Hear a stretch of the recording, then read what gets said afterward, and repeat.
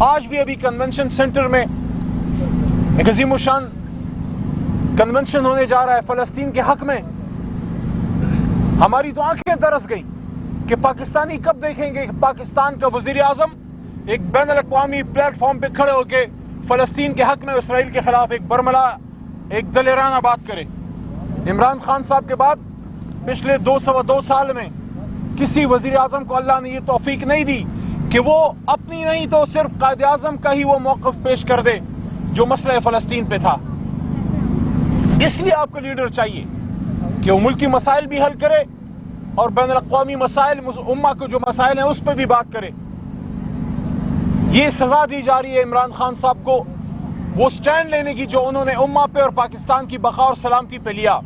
تو اس لیے اگر مذاکرات میں حکومت سنجیدہ ہے تو پھر ہم اڈیالہ کے بار یہ بات رکھتے ہیں کہ آپ اپنے نکات لائیے, آپ تحریک انصاف کے سامنے پیش کیجئے. اگر وہ اس قابل ہوئے کہ اس سے ملک کے مسائل کا حل نکل سکتا ہو تو عمران خان صاحب کبھی بھی پاکستان کے مفاد میں کوئی فیصلہ کرنے سے نہیں کترائیں گے, لیکن وہ پاکستان کے مفاد میں ہونا چاہیے, وہ کسی کے مفاد میں نہیں ہونا چاہیے. اور یہ ایک مسلمہ حقیقت ہے کہ پاکستان تحریک انصاف ایک پاکستان کی سب سے بڑی جماعت ہے. افسوس سے کہنا چاہ رہا ہوں کہ الیکشن کمیشن آف پاکستان میں ہم نے کئی بار اپنے انٹرا پارٹی الیکشنز کی ڈیٹیل جمع کی. میرے خیال میں وقت آ گیا ہے کہ الیکشن کمیشن اب تحریک انصاف کو اپنا انتخابی نشان اور سٹیٹس واپس بحال کرے, کیونکہ جب بھی کسی بڑی جماعت کو خدا نخواستہ توڑا گیا, دیوار سے لگایا گیا, خدا نخواستہ ختم کیا گیا, اس کا نقصان عوام کو پہنچا, پاکستان کی سیاست کو پہنچا. اس لیے تحریک انصاف کو سیاست کرنے دیا جائے. ہم پرامن پاکستانی ہیں اور احتجاج یا جلسہ جلوس ہمارا حق ہے جو ہمیں ملنا چاہیے. اور اس کے ساتھ ساتھ جہاں تک کیسز کا تعلق ہے, بڑے افسوس سے کہنا چاہتا ہوں کہ یہ کیسز ان کی کوئی بنیاد نہیں. یہ جو القادر ٹرسٹ کیس ہے اس کی کیا بنیاد ہے؟ کوئی بنیاد نہیں. 1 روپے حقیقتاً 1 ٹیڈی پیسہ عمران خان صاحب کے اکاؤنٹ میں نہیں گیا. القادر ٹرسٹ اور میرے بھائی وہ جتنے پیسے تھے وہ تو سارے سپریم کورٹ کے اکاؤنٹ میں ہیں. ان کا عمران خان صاحب سے کیا تعلق؟ کیا ایک سابق وزیر اعظم کو اس بات کی سزا دی جا رہی ہے کہ اپنے ملک میں اپنے پاکستانی بچوں کو مفت دین کی تعلیم اور تصوف کی تعلیم القادر یونیورسٹی میں دی جانی ہے؟ اس پہ سزا دی جا رہی ہے. اور ٹرسٹ کا تو مطلب ہی کیا ہوتا ہے؟ ٹرسٹ پاکستان کے تو بے شمار یہاں پہ یہ جو ہمارے مدرسے ہیں, کیا یہ ٹرسٹ نہیں ہے؟ یہ جو خیراتی ادارے چلتے ہیں, کیا یہ ٹرسٹ نہیں ہے؟ یہ جو بلڈ ڈونیشن اکٹھے ہوتے ہیں, کیا یہ ٹرسٹ نہیں ہے؟ ایدی صاحب کا ٹرسٹ نہیں ہے, انصار برنی صاحب کا ٹرسٹ نہیں ہے, شوکت خانم خود ٹرسٹ نہیں ہے. ٹرسٹ کا مطلب ہوتا ہے اعتماد. ٹرسٹ کا مطلب ہوتا ہے آپ اس کے بینیفیشری نہیں ہوتے, آپ اس سے 1 روپے نہیں لیتے, بلکہ آپ خیراتی ادارہ چلاتے ہیں عوام کے مفاد میں. تو یہ عجیب منطق ہے کہ وزیر اعظم کے خلاف کچھ نہیں ملا, اس کے نہ بیرون ملک اکاؤنٹس ملے, نہ اس کے آف شور اکاؤنٹس ملے, نہ اس کے لنڈن میں فلیٹس ملے, نہ اس کا سرے میں محل ملا تو القادر ٹرسٹ کا کیس ملا کہ جس میں کیس ہی ہے کہ جناب آپ نے یونیورسٹی کیوں بنائی, یونیورسٹی کے لیے زمین کیوں دلوائی. جہاں توشے خانے کا تعلق ہے, توشے خانے کیس میں سزا بھی معطل, ضمانت بھی ہو گئی, اب کچھ اور ہاتھ نہیں لگا تو اس میں ایک اور کیس.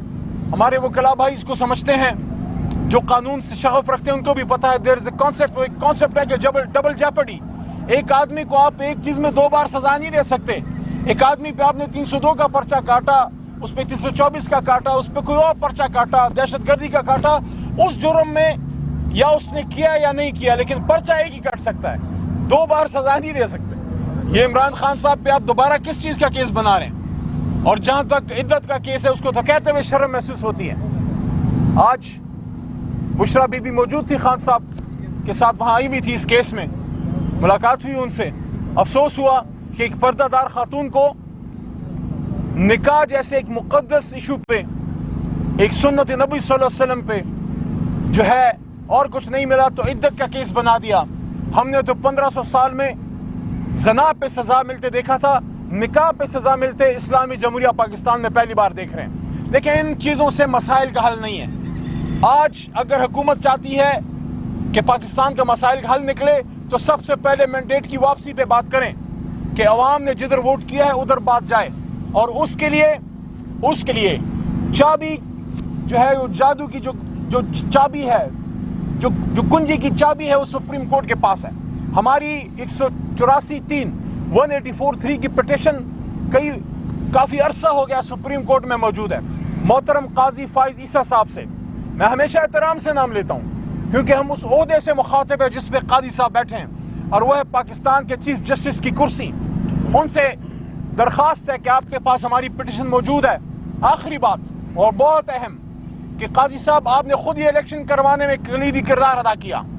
سپریم کورٹ کے احاطے میں بھی میں نے یہ بات کی، آج اڈیالہ جیل کے باہر بھی یہ بات کر رہا ہوں کہ قاضی صاحب صرف الیکشن کروانا اہم نہیں تھا۔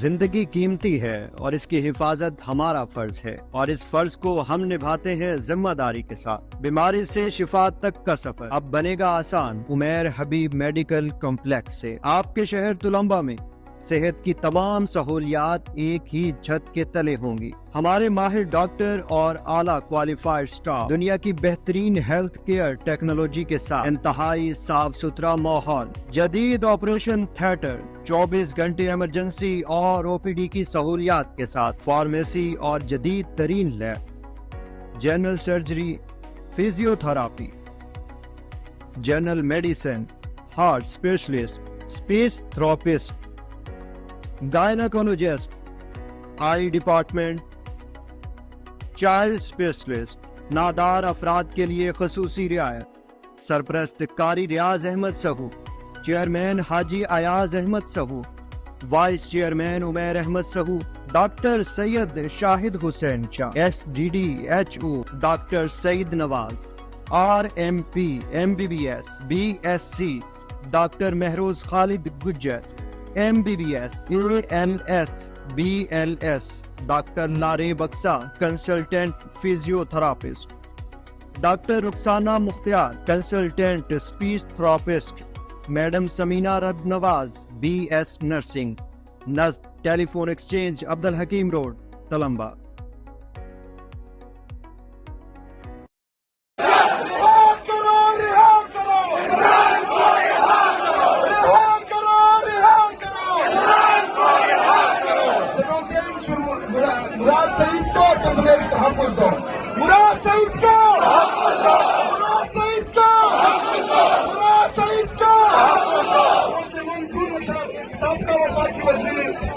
یہ مناظر آپ دیکھ سکتے ہیں، یہ مناظر ہیں خیبر بازار کے، اور آپ جمرود یہاں کے مناظر آپ دیکھ سکتے ہیں، عوامی سمندر آپ دیکھ سکتے ہیں، ہر طرف آپ کو لوگوں کا جذبہ جنون نظر آ رہا ہے، چھتوں پر آپ کو لوگوں کی ایک بڑی تعداد نظر آ رہی ہے۔ یہ منظر دیکھیں، یہ اس ٹائم منظر ہے یہاں کا۔ آج یہاں جمرود کے خیبر کے لوگوں نے کمال کر دیا ہے۔ آپ کو اگر میں اس طرف کا منظر دکھاؤں، آپ دیکھ سکتے ہیں کس طرح لوگوں کی ایک بڑی تعداد آج باہر نکلی، اور آج آپ یہ عوامی سمندر دیکھ کر یہ اندازہ لگا سکتے ہیں کس طرح آج یہاں لوگوں نے شرکت کی۔ قیدی نمبر 804 کے نعرے لگائے گئے، یہ جذبہ ہے، یہ جنون ہے۔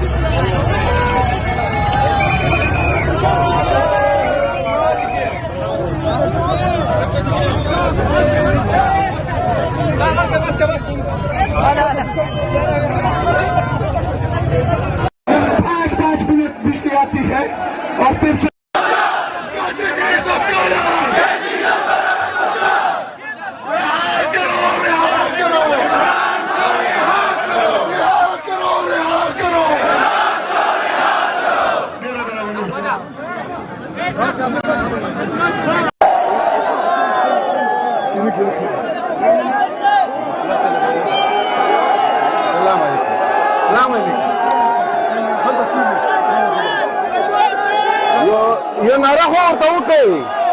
Azama leader tha. مہربانی پاکستان تک یہ روڑی لگیا تھا اگر وہ شیر لگے نا وہ خاورے دا سودا ہر یو کاڑی مرجان دے اوزے چپے میان یم دا آگا پختونستان دے آفریدو ملگورو شنورو اور سلمان السلام علیکم سب کا جگری سب کا یار تیرا یار میرا یار سب کا جگری سب کا یار رہا کرو رہا کرو رہا کرو مراد سعید کو تصویر تحفظ دو مراد سعید کو مراد سعید کو مراد سعید کو سابقہ وفاقی وزیر یہ مناظر آپ دیکھ سکتے ہیں، یہ مناظر ہیں خیبر بازار کے، اور آپ جمرود زندگی قیمتی ہے اور اس کی حفاظت ہمارا فرض ہے، اور اس فرض کو ہم نبھاتے ہیں ذمہ داری کے ساتھ۔ بیماری سے شفا تک کا سفر اب بنے گا آسان عمیر حبیب میڈیکل کمپلیکس سے۔ آپ کے شہر تلمبہ میں صحت کی تمام سہولیات ایک ہی چھت کے تلے ہوں گی۔ ہمارے ماہر ڈاکٹر اور اعلیٰ کوالیفائڈ سٹاف دنیا کی بہترین ہیلتھ کیئر ٹیکنالوجی کے ساتھ انتہائی صاف ستھرا ماحول، جدید آپریشن تھیٹر، 24 گھنٹے ایمرجنسی اور او پی ڈی کی سہولیات کے ساتھ، فارمیسی اور جدید ترین lab, general surgery, physiotherapy, general medicine, heart specialist, space therapist, gynaecologist, eye department, child specialist, نادار افراد کے لیے خصوصی رعایت، سرپرست قاری Riyaz Ahmad Sahu, chairman Haji Ayaz Ahmed Sahu, vice chairman Umair Ahmed Sahu, doctor Syed Shahid Hussain Shah, S D D H O doctor Saeed Nawaz, R M P M B B S B S C doctor Mehroz Khalid Gujjar, M B B S A L S B L S doctor Lare Baksa consultant physiotherapist, doctor Rukhsana Mukhtar consultant speech therapist, madam Samina Rab Nawaz B S nursing, نزد ٹیلی phone exchange Abdul Hakim road Tulamba. ہمارے اب ملک میں صحافت کے حوالے سے report شائع کی جاتی ہیں کہ پاکستان جو ہے فریڈم آف جو کیا پریس کے حوالے سے اس کا شمار دنیا میں 145ویں نمبر پر ہے۔ 160 ممالک کے قریب انہوں نے جو انڈیکس جاری کیا ہے اس میں پاکستان کا شمار 145 146 اور دن بدن نیچے ہوتا جا رہا ہے۔ آپ یقین جانیے کہ صومالیہ بھی آپ سے اس انڈیکس میں آگے ہے۔ تو یہ جو پاکستان کے اندر انارکی ہے، یہ معاشرتی تذبذب ہے، یہ افراتفری ہے جس میں صحافی محفوظ نہیں، جس میں سیاسی رہنما محفوظ نہیں، جس میں سیاسی کارکن محفوظ نہیں، جس میں لکاری محفوظ نہیں، جس میں حق اور سچ کی بات کرنے والے محفوظ نہیں۔ تو آپ نے کبھی سوچا ہے یہ کیوں ہے؟ وہ اس لیے ہے کہ آپ کے بچوں کو تو پاکستان میں جتنے اونچے پہاڑ ہیں ان کے بارے میں تو پڑھایا جاتا ہے، آپ کو دریاؤں جھیلوں کے بارے میں پڑھایا جاتا ہے، پاکستان کی جتنی کتابیں جو جماعت اول سے لے کر آخر تک دیکھیں، لیکن آپ کو کسی بھی ایک کتاب میں آئین کا ایک آرٹیکل بھی نہیں پڑھایا جاتا۔ دانستہ طور پر کوشش کی جاتی ہے کہ پاکستانی قوم آئین کے کسی شک کے بارے میں بھی اس کو معلوم نہ ہو۔ ان کو یہ تک معلوم نہیں کہ آزادی صحافت کا شک کون سا ہے، ان کو یہ بھی معلوم نہیں آزادی اظہار رائے کے جو ہے شک کون سا ہے، ان کو یہ بھی معلوم نہیں کہ حق رادہی کے شک کون سا ہے، ان کو یہ بھی معلوم نہیں کہ ایگزیکٹو کے اختیارات کہاں ہیں، ان کو یہ بھی معلوم نہیں کہ ہماری جو اسٹیبلشمنٹ یا ہماری ملٹری یا ڈیفنس فورسز کے اختیارات کیا ہیں۔ جب ملک میں تعلیم یافتہ ہونے کے باوجود ہمیں آئین کے بارے میں شعور نہیں ہوتا تو پھر لوگ غیر آئینی اقدامات کرتے ہیں۔ جب غیر آئینی اقدامات ہونا شروع ہوں تو اس ملک کا پھر انڈیکس کرپشن میں آگے بڑھتا ہے، پھر اس ملک کا جو ہے انڈیکس وہ جو ہے پریس فریڈم کے حوالے سے دنیا کے بدترین ممالک میں شامل ہو جاتا ہے، وہ ڈیموکریسی انڈیکس میں وہ دنیا میں سب سے نیچے چلا جاتا ہے۔ انسانی ترقی کا انڈیکس جو ہیومن ڈیولپمنٹ انڈیکس ہے اس میں بھی سب سے نیچے چلا جاتا ہے، اور اس ملک کی عزت بیرون دنیا کوئی نہیں رہتی. میں یہ بڑی اچھی بات ہے، میں جب لاہور کی سڑکوں پہ دیکھ رہا تھا کہ ہر جگہ پر پولیس والے ٹریفک والے کھڑے ہیں، اور میں کافی غور بھی کر رہا تھا، کافی موٹر سائیکل والے بیچارے گاڑی والے روکے گئے تھے. ڈیفینیٹلی یقینی طور پر ان سے پوچھا جا رہا ہوگا کہ آپ کا لائسنس کدھر ہے، آپ یہ موٹر سائیکل چلا رہے ہیں، آپ اس کے موٹر سائیکل کے کاغذات اور لائسنس دکھائیں. جب کسی شہر کے سڑکوں پر آپ موٹر سائیکل اور گاڑی بغیر کاغذ کے نہیں چلا سکتے، کیا 24 اور 25 کروڑ کا یہ ملک بغیر آئین کے چل سکتا ہے؟ بغیر مینول کے، بغیر ایک پرنسپل ڈاکومنٹ کے، جو ایگریڈ ڈاکومنٹ اس کے بغیر چل سکتا ہے؟ نہیں چل سکتا. جب آپ چلانے کی ریکلیس ڈرائیونگ کریں گے، اس ملک میں اس وقت پولیٹیکل ریکلیس ڈرائیونگ ہو رہی ہے. ملک کو جس کی مرضی ہے، جس بھی سپیڈ پر، جس رخ پر لے جانا چاہے لے جا رہا ہے. ایڈونچرزم ہے، گاڑی اس کے مکمل نہیں ہو سکتا. تو لہذا یہ جو تحریک ہے، مختصراً آپ کو یہ بتانا چاہوں کہ تحریک تحفظ آئین پاکستان اقتدار کی یہ تحریک ابھی نہیں ہے. ہم جتنی جماعتیں، بالخصوص ہم تو اس لیے سب سے زیادہ بلوچستان یا چھوٹے صوبے والے لوگ سفر کر رہے ہیں کہ آئین کی شک پر عمل درآمد کرو خدا کے لیے. اگر اس آئین کا کوئی شک ہے جس میں یہ درج ہے کہ آپ کے سر پر سونے کا تاج ہو، میں الفیہ کہوں گا سونے کا تاج نہیں، ہم ہیرے کا تاج بھی آپ کے سر پر رکھنے کے لیے تیار ہیں، لیکن اس کو آئین میں دکھائیں نا. وہ تاج، وہ اختیار، وہ طاقت، وہ کہاں سے آپ حاصل کرتے ہیں کہ جس کے ذریعے سے آپ 25 کروڑ عوام کو جو ہے سڑکوں پر reckless driving, reckless political driving کے ذریعے سے ایڈونچر. تو کہنے کا مقصد یہ ہے کہ ہم یہ سمجھتے ہیں کہ آپ صحافی، پنجاب کے صحافیوں کا، پنجاب کے شعراء کا، پنجاب کے ادبا کا بہت بڑا کردار رہا ہے. آج بھی آپ کی شاعری، آپ کے بزرگوں کی، آپ کے صحافیوں کے جو آرٹیکل، آپ کے کالمز، آپ کے پروگرامز جو ہے پوری پاکستان میں لوگوں کے لیے شعور کا باعث ہیں. تو آج آئے ہیں، ہم کہتے ہیں ڈیموکریٹک آڈٹ ہونا چاہیے، کانسٹیٹیوشن کا ڈیموکریٹک آڈٹ ہونا چاہیے. اگر ہم سیاستدانوں نے کانسٹیٹیوشن کے کسی بھی شک کو وائلیٹ کیا ہے، ہماری سزا جو بھی بنتی ہے وہ ہمیں دے دی جائے. لیکن اگر کوئی اور ادارہ وہ یہ سمجھتا ہے کہ آئین کی شک کی تعریفیں وہ کرے اور ہمیں کہے کہ اس شک پہ بات کرو، اس پہ نہ کرو، یہ شک پہ ہمارا حق ہے، اس پہ وہ تمہارا حق ہے، یہ ملک ایسے نہیں چلتا. اس ملک میں انارکی آتی ہے، تفرقہ آتا ہے، تصادم آتا ہے، لوگ ایک دوسرے کے خلاف نفرتیں بڑھتی ہیں. تو لہذا میرے خیال میں سب سے بہتر طریقہ یہی ہے کہ اس ملک کو آگے لے جانے کے لیے سب سے پہلے یہ ہے کہ آئین کے حوالے سے جو بھی ایک فریم ورک دیا گیا اس پر عمل درآمد ہو، لوگوں کی حق رائے دہی کا اعتماد ہو. میرے معتبرین بیٹھے ہوئے تفصیل سے اس پہ بات کریں گے. ہم ممنون اور مشکور ہیں کہ ہم یہ تحریک تحفظ پاکستان، آج لاہور بار کونسل سے ہم خطاب کیا ہم نے، اور آج پنجاب میں آپ صحافیوں کے ساتھ آئے ہیں کہ اپنی مجلسوں میں، اپنے مباحثوں میں، اپنے پروگراموں میں خدا کے لیے تھوڑا سا یہ دوسرے مسائل سے ہٹ کے لوگوں کو کم از کم یہ شعور دیں کہ کیا وہ جانور ہیں، کیا وہ بھیڑ بکریاں ہیں جن کو انکا جا رہا ہے. اگر ان کو اس ملک کو چلایا جا رہا ہے تو وہ آئین کے در ہے، اس کے شک کے در ہے، اس میں کس کس کے اختیارات ہیں اور کہاں کہاں پہ ہیں، ان کو وہیں پر ہونا جانی. بہت شکریہ آپ سب.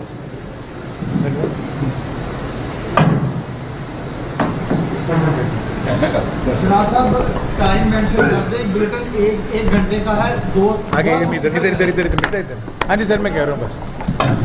تھینک یو ویری مچ ثناء اللہ گوش صاحب اور بالکل صحافیوں کے حوالے سے جو آپ کے جذبات ہیں ہم اس کی بڑی قدر کرتے ہیں. اور بغیر مزید کے وقت ضائع کیے بغیر میں گزارش کروں گا سابق اسپیکر قومی اسمبلی اور پاکستان تحریک انصاف کے مرکزی رہنما جو تحریک تحفظ آئین پاکستان کو بھی لیڈ کر رہے ہیں اس وقت نیشنل ممبر نیشنل اسمبلی ہے محترم جناب اسد کیسر صاحب کے وہ اپنے خیالات کا اظہار کریں. بہت شکریہ.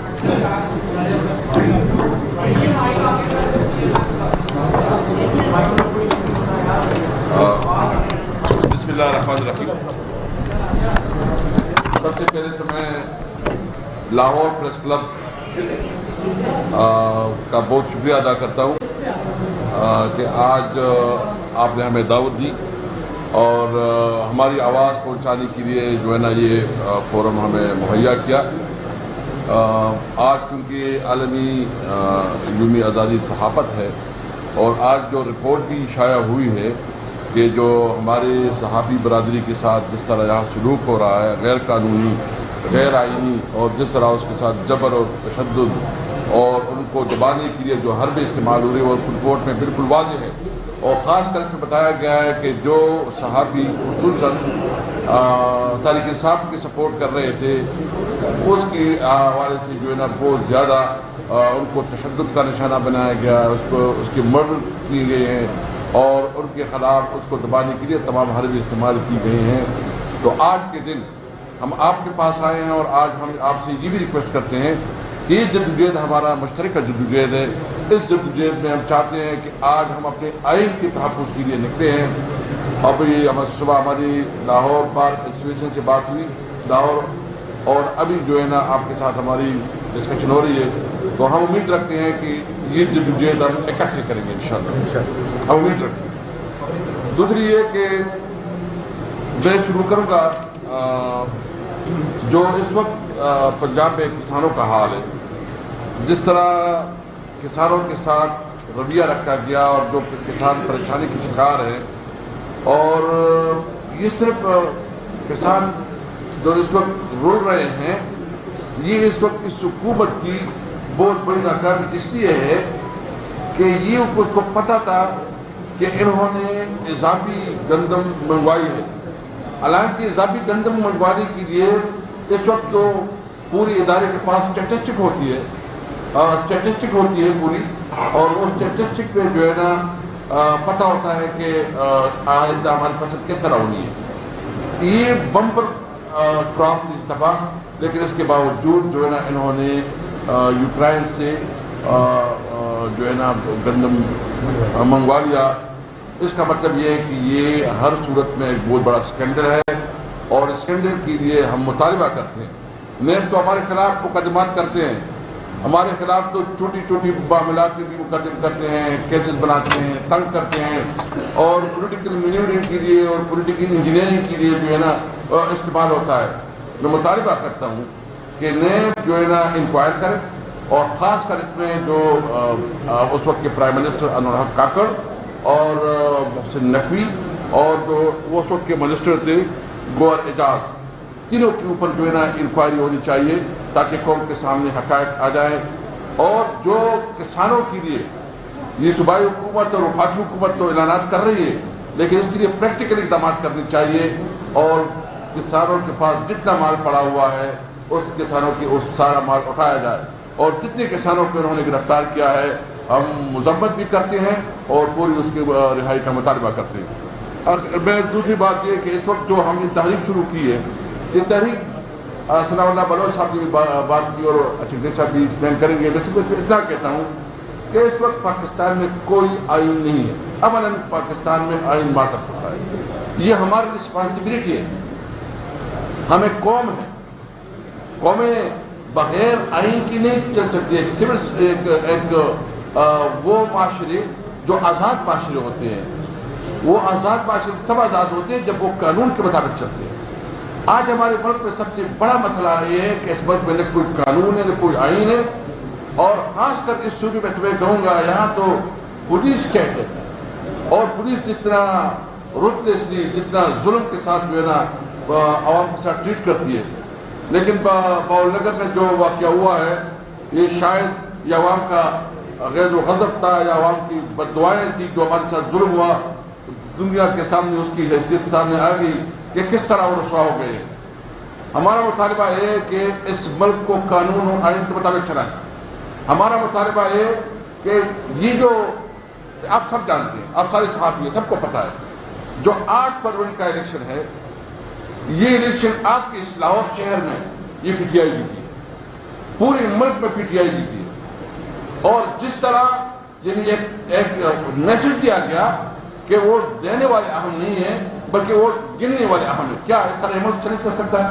क्या एक महज़ब माशरा, क्या एक अपने आप को डेवलप करती कह सकती है कि इस तरह मुल्क चलते हैं? मैंडेट कैंडिडेट वोट एक को मिलता है और असम्बली में दूसरा बैठा होता है। तो हम तो इस हवाले से जो है ना अभी निकले हुए हैं। इंशाअल्लाह ताला इस मूवमेंट को आगे बढ़ाने के लिए कराची भी जा रहे हैं, और 10 को हमने इस्लाम फैसलाबाद में भी जलसा मुनक्कद किया है, उधर भी जलसा करेंगे। मरियम नवाज जो इक़दाम कर रही है, वो समझ रही है कि शायद वो बहुत बड़ी। सबसे पहले तो मैं मियां साहब से पूछना चाहता हूँ कि क्या इस इलेक्शन में आपका ज़मीर नहीं जाग रहा?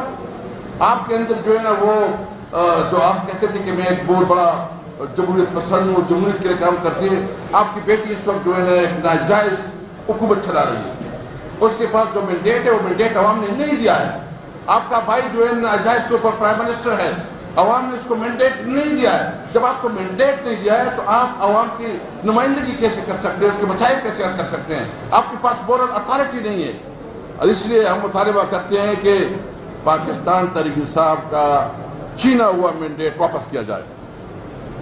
آپ نے دیکھ لیا کہ جو ہماری فیملی کا ایک نظام ہے, ایک کریکٹر ہے, جس طرح عدت کیس میں جو ہے نا ہمارے خلاف عمران خان کے اس کی بشرا بی بی کی جو تضحیق کی گئی, ہماری جو مشرقی روایات ہے اس کا جو ہے نا تمسخر اڑایا گیا, اور ابھی ان کی بیٹیاں وہ قرآن پہ حلف دے رہی ہے کہ عدت پوری ہوئی ہے. تو آپ لوگوں کے گھروں میں جا کے اس طرح کا رویہ کریں گے تو ملک کیسے بڑھے گا؟ ہم مذمت کرتے ہیں اس کی. جتنی کیسز عمران خان کے خلاف بنے ہیں, بشرا بی بی کے خلاف بنے ہیں, سارے کیسز ہم کہتے ہیں کیسز واپس لی جائے. یہ ناجائز ہے, یہ غیر قانونی ہے, یہ من گڑت ہے.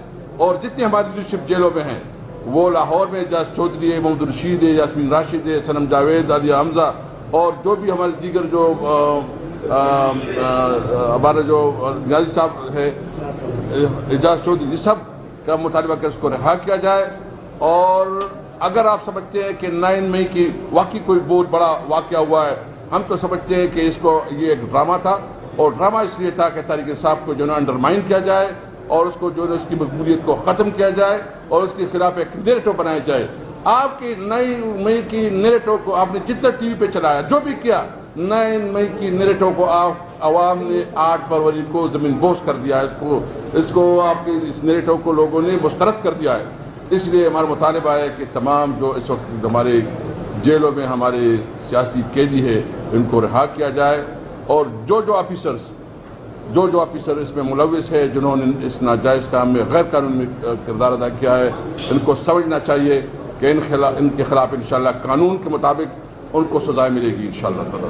بہت مہربانی. ہم امید رکھتے ہیں کہ یہاں لاہور کی, اور دوسری بات یہ ہے کہ جو اس وقت دیا کے ساتھ جو کچھ ہوا, جو چیف ججز نے کیا, اور میں ایک بات کرتا ہوں بس صرف وضاحت, جو ہمارے پشاور کے ججز نے جو اعتراض اٹھایا ہے, اور جو اس نے اپنے کنسرن دکھائے ہیں کہ جب ہم کوئی ان کی بات نہیں مانتے تو ہمیں افغانستان سے کالز آتی ہے, افغانستان سے ہمیں ٹیلیفون آتے ہیں.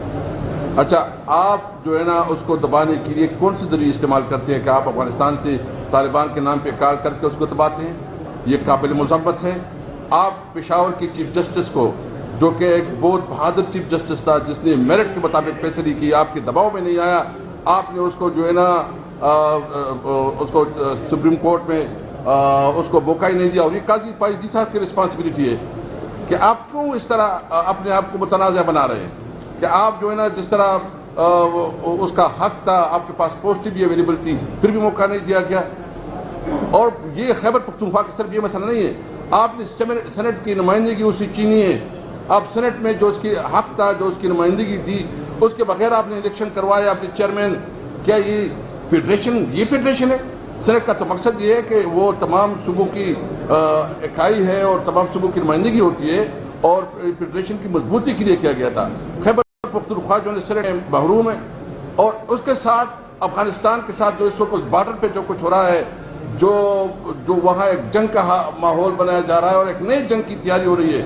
تو آپ ابھی تک خیبر پختونخوا کے جتنے فنڈز رہتے ہیں, ابھی تک جو وہ فنڈ نہیں دیے جا رہے.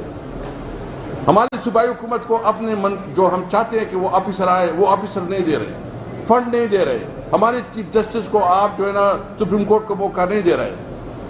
جو ادھر دہشت گردی کی جو اس وقت حالات ہیں آپ کے سامنے سب کچھ, اس کے حوالے سے جو ہے نا آپ ہمارے ساتھ سپورٹ نہیں کر رہے ہیں. تو یہ تو آپ فیڈریشن کو نقصان پہنچا رہے ہیں. اور یہ خیال ہے کہ ہم اس طرح بیٹھے رہیں گے, آپ ہمیں دیوار سے لگائیں گے, آپ ہمارے حقوق نہیں تسلیم کریں گے, اور پھر بھی آپ حکومت چلائیں گے. یہ بات بالکل ہم علی امین صاحب کے ساتھ ہے کہ اگر آپ ہمیں اپنے فنڈ نہیں دیتے, ہمارے اپنے حقوق نہیں دیتے, تو ہم آپ کو بتاتے ہیں کہ آپ نے حکومت نہیں کرنی انشاءاللہ. Thank you. بہت شکریہ محترم جناب اسد کیسر صاحب. اور ہم بالکل آپ کے جو صحافیوں کے حوالے سے جذبات ہیں, ہاں جی نہیں آ رہی ہے, تھوڑی سی آواز کا ہم کی ڈسٹورشن تھی. میں آخر میں گزارش کروں گا محترم جناب محمود خان اسد سینئر سیاستدان ہیں اور تحریک تحفظ آئین پاکستان کے سربراہ بھی ہیں کہ وہ اسپیچ پریس میں اپنا اظہار خیال کریں. بہت شکریہ سر.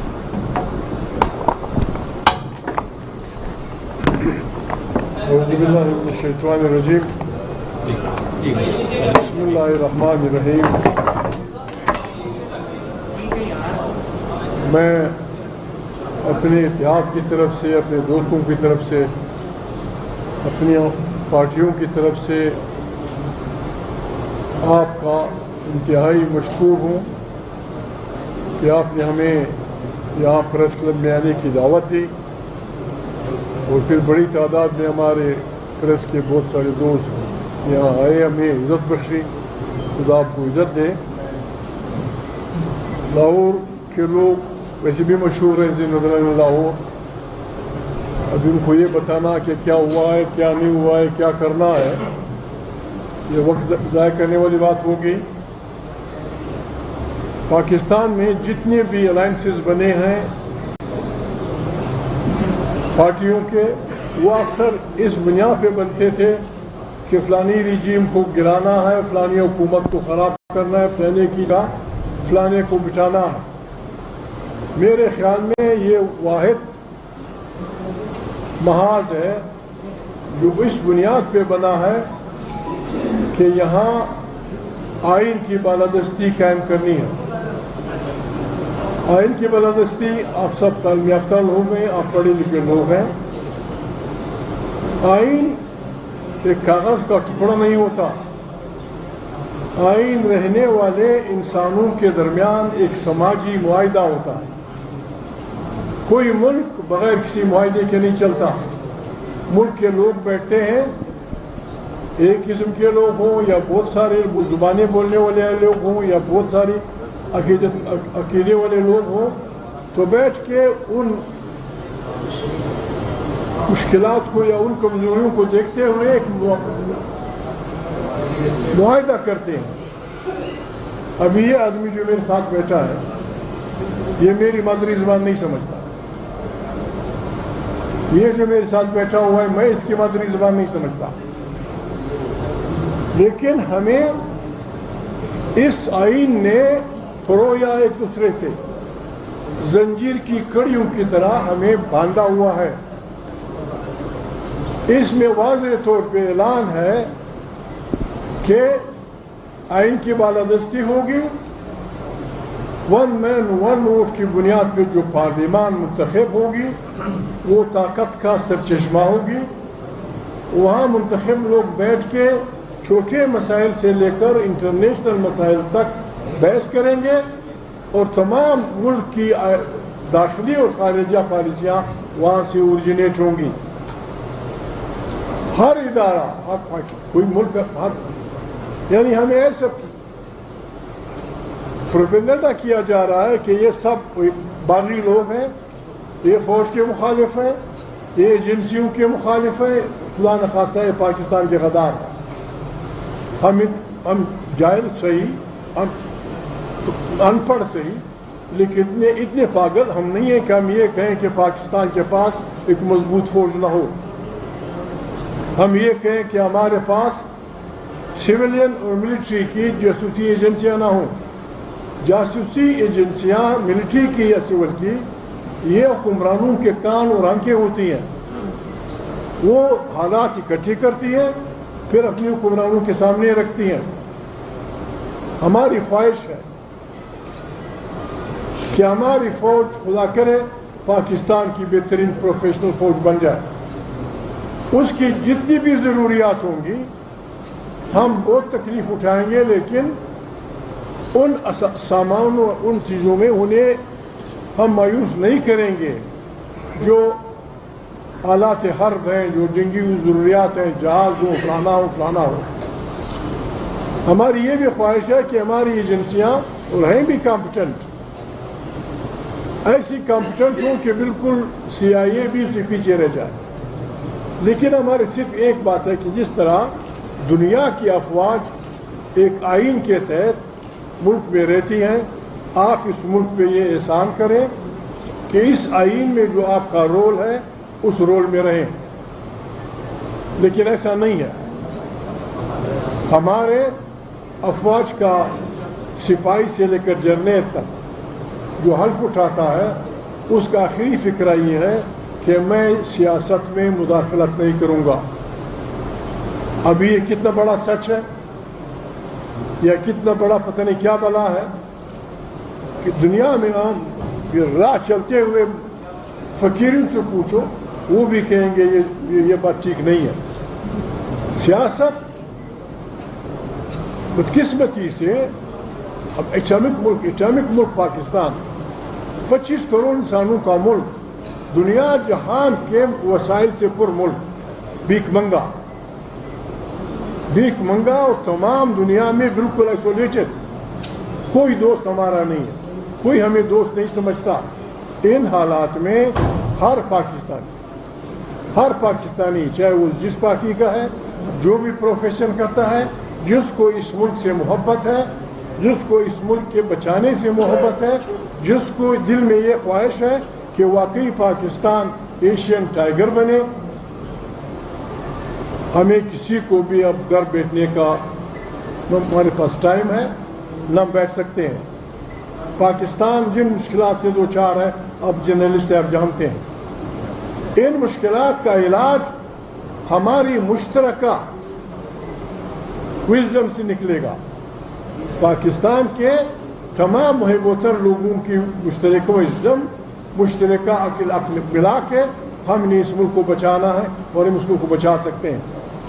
ہم اتنے برباد ہیں, اتنے ہم میں کیا کہوں, الفاظ سخت منہ پہ آتے ہیں, کہہ نہیں سکتا. ہمارا ملک ٹوٹا, تحقیقات ہوئی, ابھی تک ہمیں نہیں بتایا گیا کہ ذمہ دار کون تھا. حمود الرحمان کمیشن بنا, فلانا فلانا, پھر وہ پتہ نہیں کیا ہوا. آج حالت یہ ہے کہ اس ملک میں جو بکتا ہے وہ اچھا پاکستانی ہے, جو دوسرے لوگوں کو خریدتا ہے وہ اچھا پاکستانی ہے, اور جو یہ کہتا ہے کہ خدا کے لیے رحم کرو, زر اور زور کی بنیاد پہ انسانوں کے ضمیروں کو مت خریدو, اس کو پاگل سمجھا جاتا ہے.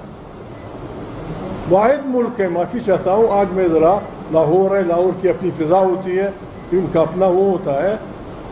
واحد ملک ہے جو اپنے بچوں کو کرپٹ کرتا ہے, ان کے فائل بناتا ہے, پھر ان کو اٹھا کے منسٹر اور وزیر اعظم تک پہنچاتا ہے. یہ غریب کیا کرے گا باہر جا کے؟ جس کو آپ نے بنایا ہو, خدا نخواستہ وہ دن میری زندگی کا آخری دن ہو اگر ایسا ہوا, خدا نخواستہ آپ نے مجھے بنایا طریقے سے پرائم منسٹر, اور میرے اس دوست کو بنایا وزیر خارجہ. ہم بیٹھے ہیں ایک آزاد ملک کے پاس امریکہ میں, میں پرائم منسٹر کی حیثیت سے, صاحب وزیر خارجہ کی حیثیت سے, وہاں باتیں ہوتی ہیں. چونکہ ہم خود مختار نہیں ہیں, ہم اپنے پاؤں پہ نہیں کھڑے, ہم صحیح جمہور کی نمائندگی نہیں کرتے. ہر آرٹیکل آئے گا کہ بھائی کیا خیال ہے, یہ مجھے کہے گا, میں اسے کہوں جی کی کرا. یہ جائے گا غریب غسل خانے پھر ٹیلی فون کرے گا, جی آرٹیکل یہ کہنا ہے کی کرا. پھر دوسرا آرٹیکل آئے گا, پھر میں جاؤں گا. اس طرح نہیں چلتے ملک, اس طرح ملک نہیں چلتے. ملک کیوں چلتے ہیں؟ منتخب نمائندے جاتے ہیں, باوقار انداز میں لوگوں سے بات کرتے ہیں, اور ہم یہ کر سکتے ہیں. یہ آئین کی دفاع کا, آئین کی پروٹیکشن کا محاذ ہے. ہم نے اس لیے نہیں بنایا کہ شہباز کو ہٹاؤ, میرے اسپیکر بھائی کو وزیر اعظم بناؤ. نہیں, اگر شہباز کی حکومت ہم گرا بھی لیتے ہیں عوامی طاقت سے, اور ہماری دوستوں کی حکومت آ جاتی ہے بھی, اس سے بھی ہمارا مطالبہ یہی ہوگا کہ جناب عمران خان بھائی, یا آئین کی بالادستی ہوگی, یا آئین بالادست ہوگا, منتخب پارلیمنٹ طاقت کا سرچشمہ ہوگی. یہ جو مار داڑ, یہ دھماکے ہو رہے ہیں, یہ کیوں ہو رہے ہیں؟ یہ آدمی بلوچ ہے, یہ آدمی پٹھان ہے, ہمارے قبائل لوگ نہیں, پنجابی سرائکی. بابا یہ لوگ کیا چاہتے ہیں آپ سے؟ بلوچ, پشتون, سرائکی, پنجابی آدمی آپ سے یہ چاہتا ہے کہ آپ اس کو یہ آئینی گارنٹی دے دیں کہ اللہ پاک نے جو اس کی سرزمین میں کچھ پیدا کیا ہے, کم سے کم پہلا حق اس کے بچے کا تسلیم کرتے ہیں اس میں. That's all. پہلا حق آپ लगे हुए हैं, मायदे कर रहे हैं लोगों के साथ, अमेरिका के साथ, सऊदी अरब के साथ, फलाने के साथ, हमारे इलाके में, हमारे वतनों में, हमारे वसाइल पे हमसे पूछे बगैर क्यों हमें लड़ाना चाहते हो अरबों से, क्यों हमें लड़ाना चाहते हो अमरीकियों से। गैस, मैं एक मिसाल देता हूँ आपको, 60s में सुई के मकाम पे गैस निकली, सुई गैस, वो अब ख़त्म होने वाली है। ये गैस तमाम पाकिस्तान के तूल अर्ज में फैली, उससे कारखाने चले। मेरा घर सुई से तकरीबन 100 मील दूर है, वहाँ गैस नहीं है। इसका घर सुई से जितना भी दूर है, वहाँ गैस नहीं है। जिन इलाके के लोग रहने वाले मर्री बुकटी औरतें आज भी झाड़ियाँ काट के रोटी पकाते हैं, झाड़ियाँ काट के तवे पे रोटी पकाते हैं। इस तरह आप लोगों के वसाइल लूटेंगे, और जब वो लोग एतराज़ करेंगे आप कहेंगे ये दहशतगर्द है। ये बर्बादी का रास्ता है। हम मुसलमान हैं। दुनिया में कदूरतें बेइंसाफ़ी से फैलती हैं। बेइंसाफ़ी दो भाइयों के दरमियान हो, कर नहीं चलेगा। बेइंसाफ़ी शोहर और बीवी के दरमियान हो, शादी नहीं चलेगी। बेइंसाफ़ी बाप और बेटे के दरमियान हो, इसीलिए कुरान करीम कहते हैं आज एदलू अक़रबुल तक़वा, आप अदल करें, आप इंसाफ के करीब हो जाएंगे। यहाँ अदल का मजाक उड़ाया जाता है, अदल खरीदा जाता है, अदल बेचा जाता है, और अगर आप उठते हैं तो कहते हैं साहब ये गद्दारी का है। पाकिस्तान चल सकता है, बेहतरीन चल सकता है। दुनिया में जो भी नियामत आप कुरान करीम में अल्लाह पाक ने इंसान को अपनी कुदरत बयान करने के अलावा फिर उसे अपनी नियामतों का जिक्र किया। फ़बिअय्यि आलाइ रब्बिकुमा तुकज़्ज़िबान यख़रुजु मिन्हुमा लूलु वल मरजान फ़बिअय्यि आलाइ रब्बिकुमा तुकज़्ज़िबान। कुरान करीम में सूरह रहमान में जितनी भी नियामतें शुमार हुई हैं हमारे मुल्क में हैं, फिर हम क्यों भूखे हैं? फिर क्यों गरीब रो रहा है? फिर क्यों गरीब किसान रो रहा है? जुल्म का एक निज़ाम है। इस जुल्म के निज़ाम के खिलाफ उठ खड़ा होना बिल्कुल जहाद का वक्त है। इस मुल्क को बचाने का वक्त है, इस मुल्क को चलाने का वक्त है। और चलाने का तरीका यही है कि हम आइन की बहाली पे मुतफ़िक हों, आइन को तहफ़्फ़ुज़ दें। पश्तून, बलूच, सिंधी, सराइकी सब बैठ के भाइयों की तरह इस मुल्क को चलाएं। हम पे इल्ज़ाम है क्या पाकिस्तान नहीं मानते? ये बलूच है, मैं पश्तून हूँ, ये पठान है, ये पंजाबी लोग हैं। बाबा ले आए कुरान करीम, कुरान करीम की वर्कों पे हम आपके लिख के देंगे। यहाँ आइन की बहाली करो, आइन की बालादस्ती करो। यहाँ के रहने वालों को इतना आइनी गारंटी दे दो कि उसके बच्चों का पहला हक तस्लीम करो उन वसाइल पे जो वहाँ से निकलते हैं। क़यामत तक पाकिस्तान जिंदाबाद। और मैं लाहौर में ये कहना चाहता हूँ, गैर जमहूरी मुस्तबद लोगों के हाथों सरेंडर पाकिस्तान, उनके हाथों में पाकिस्तान, इसको जिंदाबाद कहना मेरे लिए गुनाह। किसी जाबिर के हाथ में पाकिस्तान और उसको हम जिंदाबाद कहें, ये गलत है। पाकिस्तान जिंदाबाद हो सकता है। पाकिस्तान जिंदाबाद इसीलिए हो सकता है, इस तरह हो सकता है कि हम आइन की बालादस्ती के लिए मुतहद हों। हम आए हैं, हमने इब्तिदा की वकीलों से 3 साल से। हमारी पश्तों में गपशप आज़ाद है। हमारे पश्तों में कहते हैं गरीब मुला की अजान पे कोई रोज़ा नहीं खोलता। 3 साल से हम कह रहे थे कि बाबा खुदा को मानो, पाकिस्तान मुश्किल में है। स्टेक होल्डर्स की मीटिंग बुलाएं, उसमें जर्नलिस्टों को बुलाएं, जर्नलों को बुलाएं, जजों को बुलाएं, कारखानादारों को बुलाएं, सियासियों को बुलाएं। आए 3 दिन इस पर बहस करें कि इस मुल्क को किस तरह चलाना और बचाना है। किसी ने हमारी बात नहीं सुनी।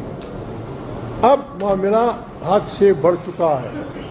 ज़र और ज़ोर की ताकत पे आज भी लोग ये ख्याल रखते हैं कि वो पाकिस्तान को चला सकते हैं, पाकिस्तान को बचा सकते हैं।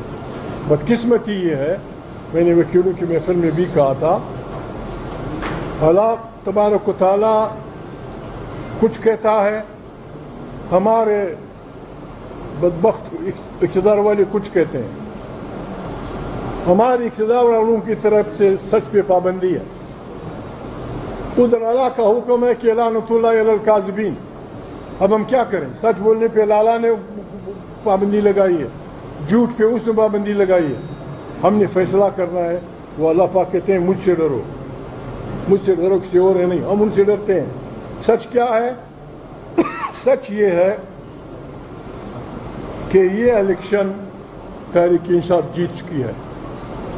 ये इलेक्शन क्या 8 फरवरी का या जो भी है, ये तहरीक इंसाफ जीत चुकी है। इस सच पे लोग नाराज हो जाते हैं।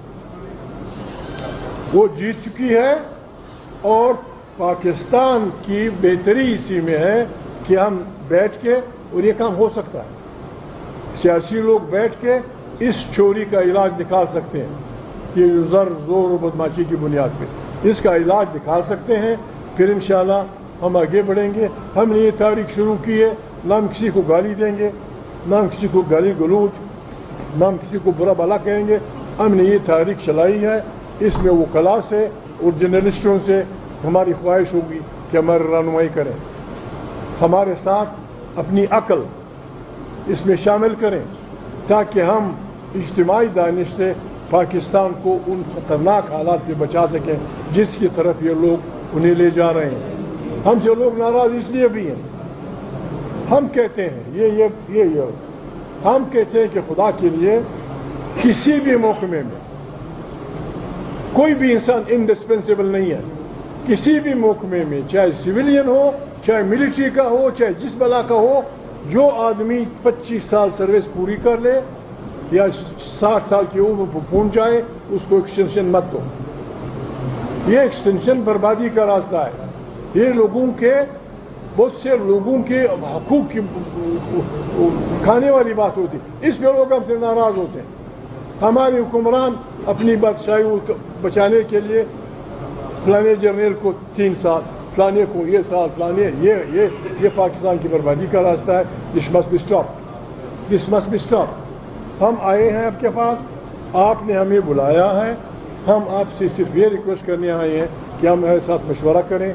अगर आइन की बालादस्ती की इस मूवमेंट में हमारी तारीख में कोई कमज़ोरी है, बताएं, आए शामिल हो जाए, हमें बताएं, आए हमें बताएं। अगर हम कोई गलती कर रहे हैं हमें बताएं, हम नहीं करेंगे, हम इंसान हैं। लेकिन आराम से बैठ के काम नहीं चलेगा। We must come. ये बदबख्त मुल्क दुनिया में ऐसा है, मेरे भाई आखिरी बात, दुनिया में ऐसा है कि अब दुनिया अपने उन बच्चों को जिनमें जज्बा हुर्रियत होता है, जो ना कहने की ताकत रखते हैं, उनको पाला जाता है, उनको इनकरेज किया जाता है। यहाँ जो लोग जिनमें ना करने की कुव्वत है, उनको जेलों में डाला जाता है, उनके कपड़े निकाले जाते हैं, उनको पीटा जाता है, उनसे कस्में ली जाती है। बाबा क्या करोगे? ये क्या कर रहे हो? ये क्या कर रहे हो? तुम्हारी पुलिस हो, तुम हमारी पुलिस हो, पंजाब के, सिंध के, बलूचिस्तान के, तू हमारे कपड़े निकाल के तुझे क्या मजा आता है? और अगर खुदा न खास्ता तेरी जगह कोई खारिजी मुल्क काबिज पाकिस्तान पे होता तो वो यही करता, हमारे कपड़े निकालता। मुझे माँ बहन की गाली, वो दे, तेरी बहन वहाँ काम करती है, तेरी माँ वहाँ काम करती है, तेरी बेटी वहाँ पढ़ती है, ठीक हो जाओ। तो दिमाग खराब है तुम्हारा, दिमाग खराब है। इमरान के साथ इख्तिलाफात हो सकते हैं, अभी इसके घर में घुस जाना, निकाह ऐसा है, निकाह वैसा है, फला, खुदा को मारो, शर्म करो, लख लाना तुम सब पे। क्या बनाओ यार औरतें, तुम्हारी बीवी ऐसी, तुम्हारी, खुदा को मानो, हम सब की बीवियां हैं। छोड़ो यार, छोड़ो ये शरीफ को छोड़ दो। अगर वो इमरान के पास जाना चाहती है वहीं बिठा दो जेल, अगर वो घर जाना चाहती है वहाँ। इमरान ने क्या किया? इमरान खान ने ट्रम्प बेहैसियत सदर बहुत सारे कागजात ले गया था अपने घर,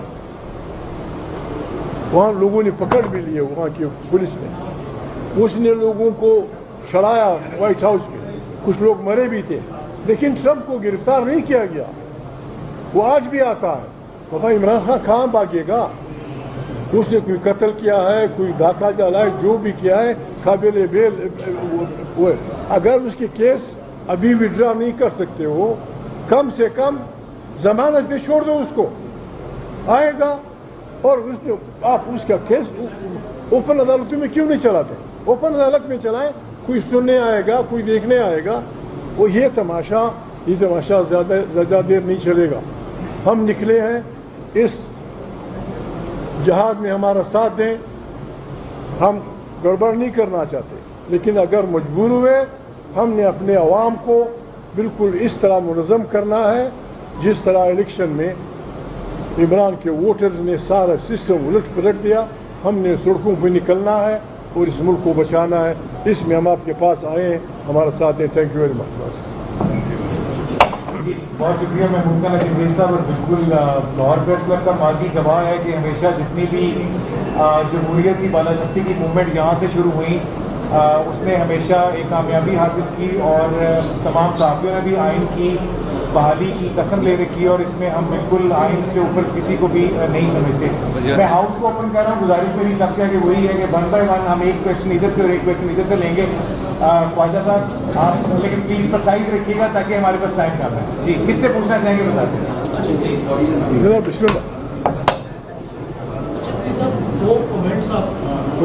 जी जिंदगी कीमती है और इसकी हिफाजत हमारा फर्ज है और इस फर्ज को हम निभाते हैं जिम्मेदारी के साथ। बीमारी से शिफा तक का सफर अब बनेगा आसान उमैर हबीब मेडिकल कॉम्प्लेक्स से। आपके शहर तुलंबा में सेहत की तमाम सहूलियात एक ही छत के तले होंगी। हमारे माहिर डॉक्टर और आला क्वालिफाइड स्टाफ दुनिया turning lunar soil and rocks to earth. Great. That's what I mentioned. The arms will turn from Finally being detached from the carrier rocket. And all is that kinds a of final cables. sign that all systems go? The rocket is ready to go. Yeah. As scheduled. As we mentioned, all kinds of cables detached from the launch vehicle. We also have really air conditioners in the payload fairing. And really at this moment, I'm pretty sure that the engineers there, us, and viewers watching this moment are holding their breaths. Yes. And again, the highlight of this mission is that the Chang'e 6 will be traveling to the far side of the moon, retrieve lunar samples, and bring them back to Earth. And if successful, this will be a history-making mission. 1 minute countdown from the launch pad in Wenchang in southern China's Hainan province. You can see the 4 boosters. 50 seconds countdown. Well, certainly this mission will help us understand the Earth's formation, its evolution over billions of years. 30 seconds countdown.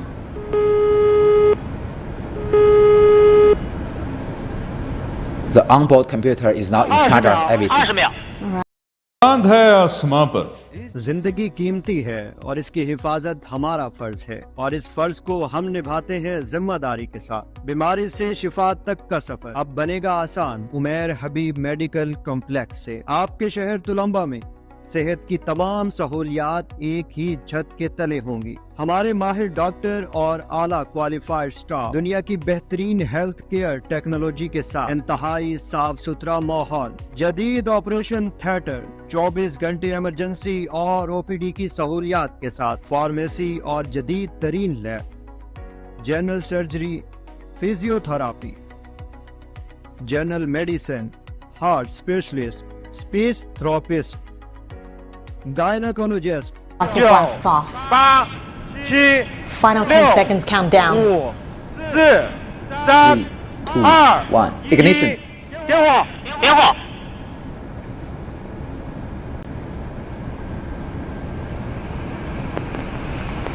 You're now watching live feed from Wenchang Satellite Launch Center. China's Chang'e 6 mission blasts off into the sky.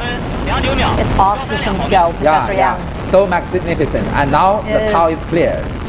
It's now starting its epic journey to the moon. So at the moment, 17 minutes after 17 seconds after liftoff will be the pitch over, change the direction. Right. And now you can see this is a video captured by the camera mounted on the launch vehicle. Actually speaking, on the core stage, you can see two of the rocket boosters. Right. Are the cameras infrared? This is a visible light camera. Visible light camera. Yep. And you can see the flames of the boosters. Yeah. Each have two rocket engines, YF-100 rocket engines with a thrust more than 120 tons. Sure. And the booster will work for nearly 3 minutes. 3 minutes. Yes. And then they will detach from We the can rocket. hear from the ground stations. The voice comes from the reporters of the ground stations. They mentioned that the telemetry received normally and the spacecraft fly normally. Now, as we mentioned, this mission will last for 53 days, much longer than the previous mission, Exactly. the Chang'e 5. It's going to make a soft landing on the far side of the moon, somewhere around the Aitken Basin. And then it's going to bring back lunar samples from the moon. Next step will be the separation of the side boosters. Yeah. We have 4 boosters within several seconds. As we were discussing, Professor Yang, how long would it take for the probe to actually land on the moon?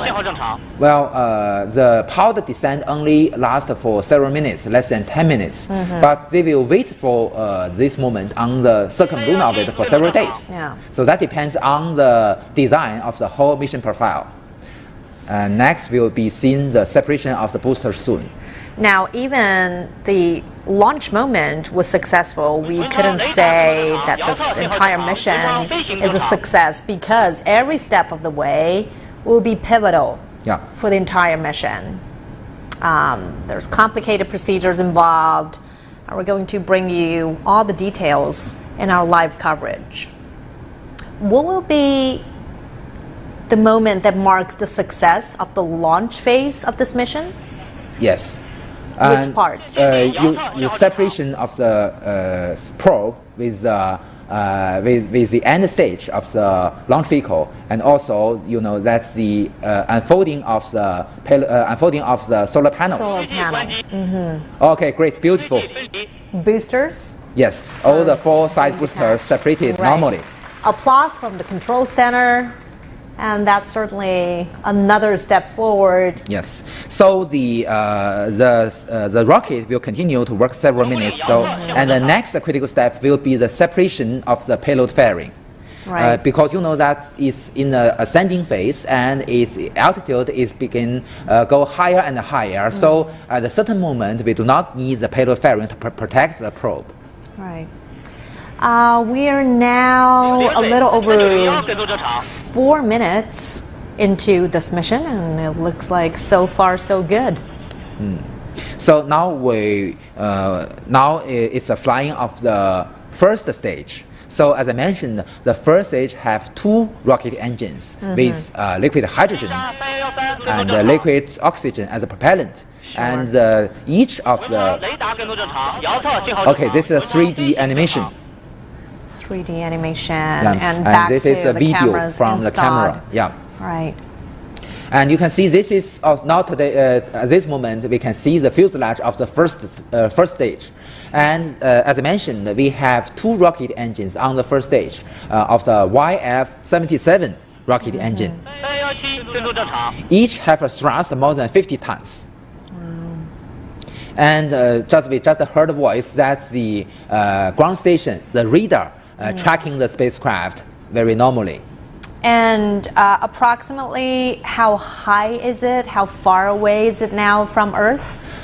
Because we can now see that beautiful view of the Earth. Yes, actually speaking, it's already, I believe, it's already more than 50 kilometers high. And when it is high enough, as I mentioned, we will conduct the separation of the payload fairing. Oh, you can already see on the left our screen, we can see the camera inside the payload fairing. We've already seen the scene inside the payload fairing. Right. That's of course giving us a very clear look, a very clear vision of the payload from inside the probe. Yeah, inside the payload fairing. So we can see that the Chang'e 6 probe is stored in this payload fairing. Right. And next with the great, it's beautiful, opening up, separated. So we don't need the, as I mentioned, because it's already high enough, we don't need the protection of the two pairs of payload fairing. So it's already in outer space. So next phase will be the second stage ignition. First, we should separate the first stage. First stage, right? Yeah. Just about 8 minutes after the liftoff will be the first shutdown of the first stage. Sorry, the separation of the first stage. Separation of the first stage followed by the second stage ignition. Right. Yeah. What's the first thing you do when you wake up in the morning? If you're checking your phone, stop that. Instead, try this technique from the mind science pioneer Jose Silva. You see, when we're awake, our brain is at what is called beta, the waking level. But when जिंदगी कीमती है और इसकी हिफाजत हमारा फर्ज है और इस फर्ज को हम निभाते हैं जिम्मेदारी के साथ। बीमारी से शिफा तक का सफर अब बनेगा आसान उमैर हबीब मेडिकल कॉम्प्लेक्स से। आपके शहर तुलंबा में सेहत की तमाम सहूलियात एक ही छत के तले होंगी। हमारे माहिर डॉक्टर और आला क्वालिफाइड स्टाफ दुनिया की बेहतरीन on the rocket. Now you can see the beautiful Earth and the curve of the horizon of the Earth. It really looks like, I know it is a technically demanding and challenging mission, but it's also a very romantic and beautiful journey. Yeah, what you see now is just above the Pacific Ocean. Right. This mission is going to last for 53 days and it consists of 11 phases. Every detail, every single action could have an effect on the entire mission. Every step, as you mentioned, every step is important. Every step is critical. So although the thrust of the core stage, as I mentioned, of the first stage is much smaller than its full boosters, but it will work longer because the liquid hydrogen has higher energy. Great, the flight is normal according to the voice reported by the ground stations. Right. So correct me if I'm wrong, Professor. The spacecraft consists of 4 separate components. Exactly. There's an orbiter, lander, ascender, and the re-entry module. And exactly. After launch, the Chang'e 6 will travel to the moon and enter lunar orbit, and the lander and the ascender will travel to the surface. Yes. While the orbiter and re-entry module stay in orbit. Yeah. The combination of the orbiter and the returner will stay in the lunar orbit to wait for the ascender. And the ascender and the lander will touch down at the far side of the moon and collect samples to the re-entry module. No, to the ascender. So they get the samples in the container. Okay. Great. The first stage has separated. First stage separation. And now will be the ignition of the second stage. So my understanding is that the ascender will blast back into lunar orbit and transfer the sample to the re-entry module. Look, you can see that we can see this is a camera mounted on the second stage. We can see the first stage separate and going far behind the second stage. Another view from this is a view of the.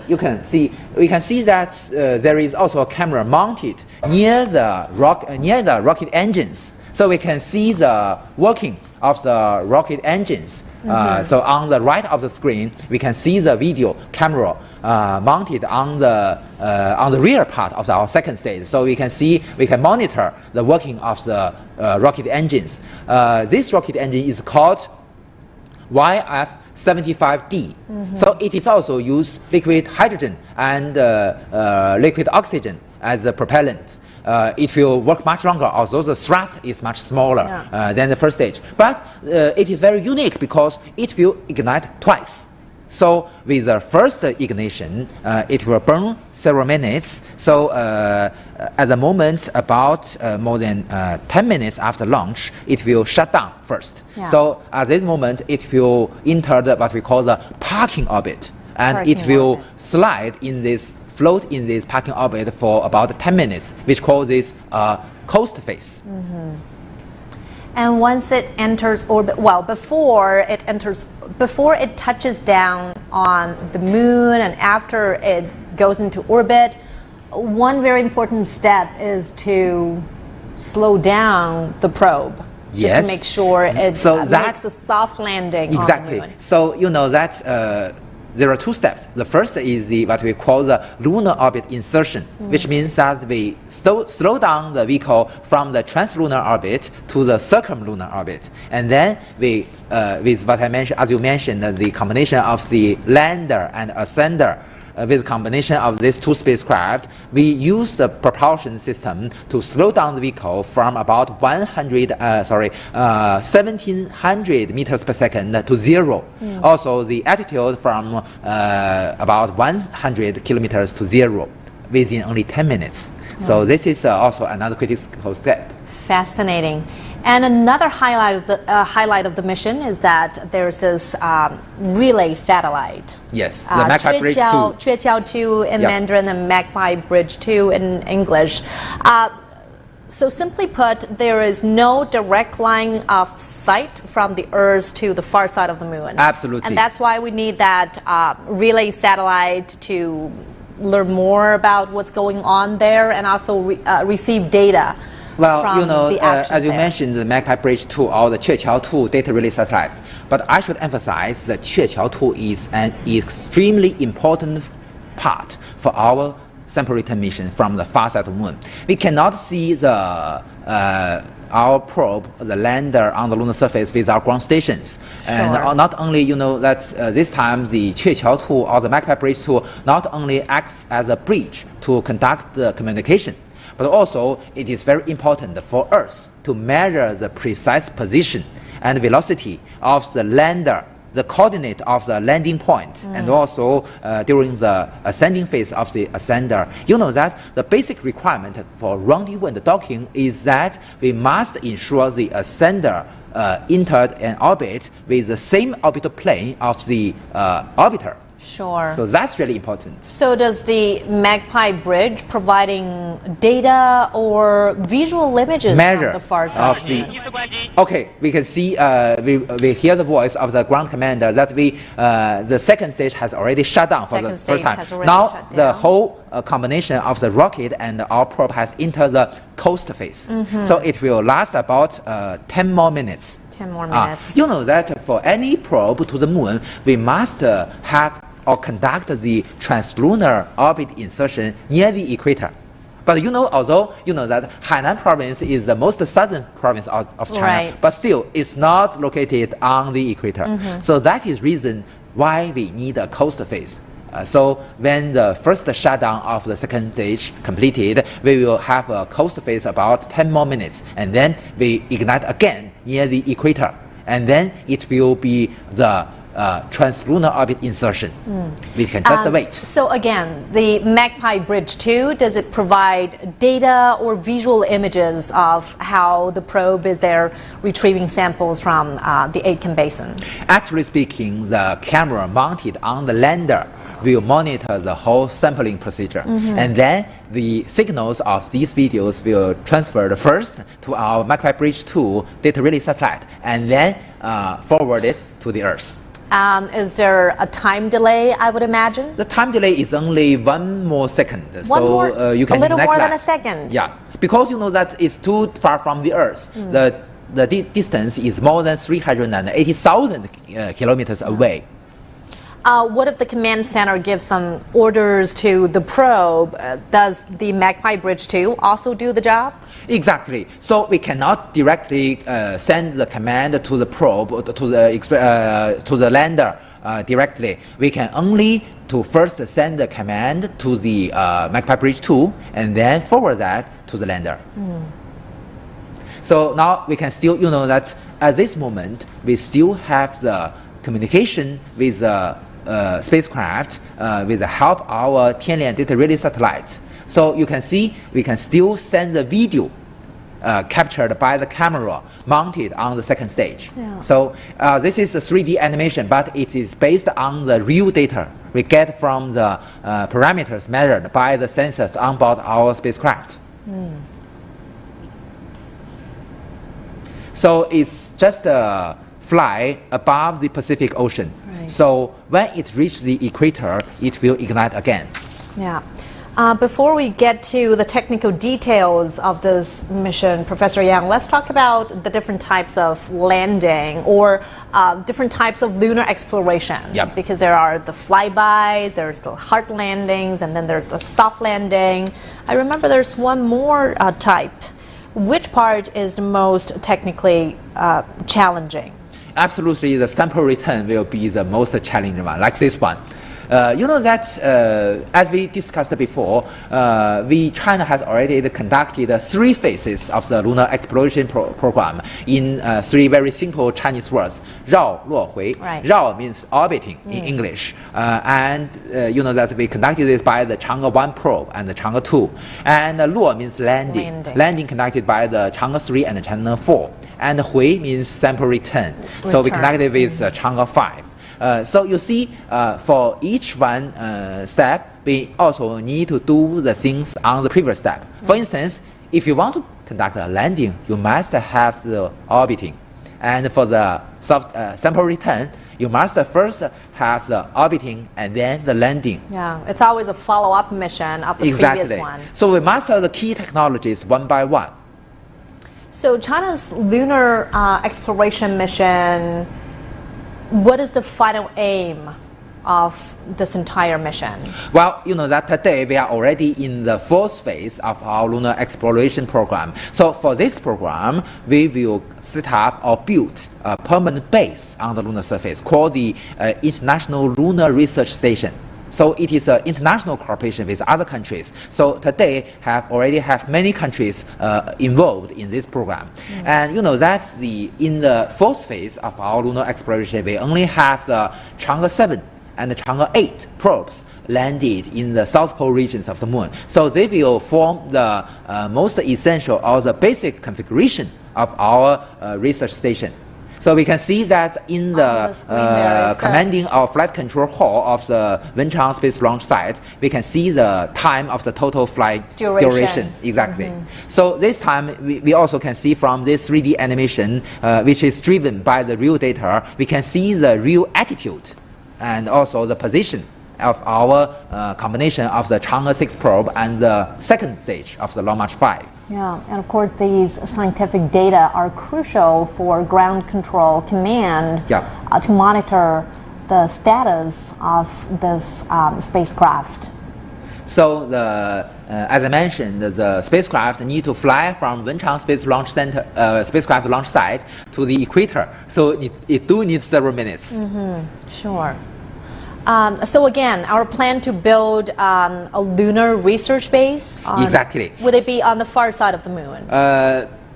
It still depends on which is the final chosen position. But absolutely, it will near the South Pole, whether it will on the near side or on the far side of the moon. But still, you know that we've already talked about the Qiuqiao 2 data relay satellite. It is very interesting that the Qiuqiao 2 chose a quite different orbit comparing with its successor, the Qiuqiao 1.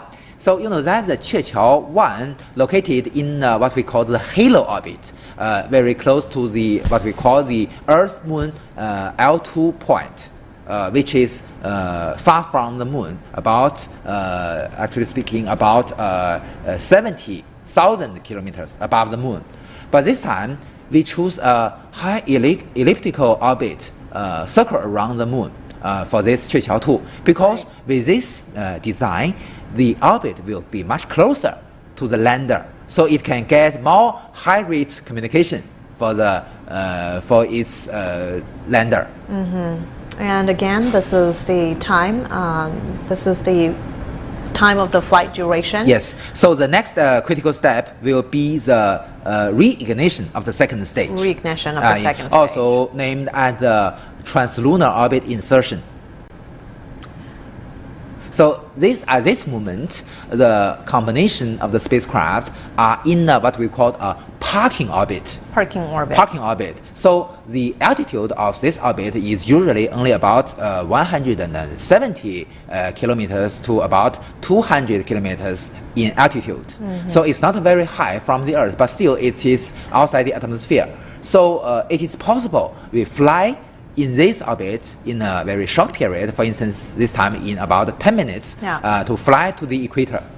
You mentioned just now the long-term goal of China's lunar exploration program is to build the scientific research base on the moon's surface. But it couldn't stop just there, because China has a bigger goal of sending people, astronauts, onto the moon by 2030. Yes, so we both have robotic missions and manned missions to the moon.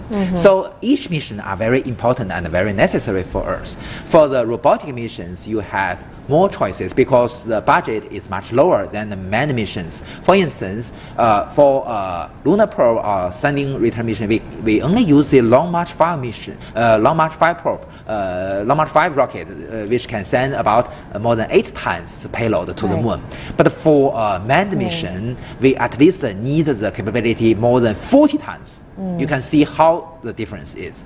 And you see that, so each one is necessary. For the robotic missions, you can have wider choice of in which point you get the samples and in which point you conduct the research. But for the manned missions, you know that we can brought our experts to the moon.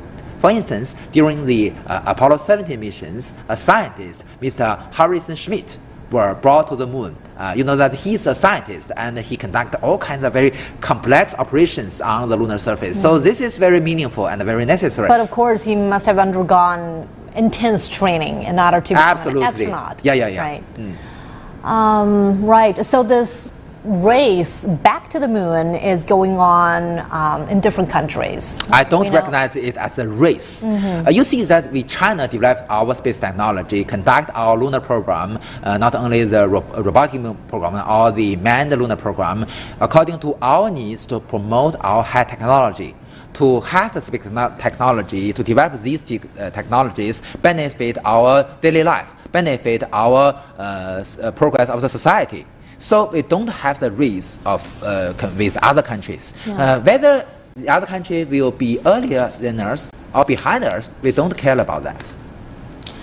Yeah, China has always maintained its position that the exploration of space is peaceful and the benefits should be shared by all of humanity. Exactly.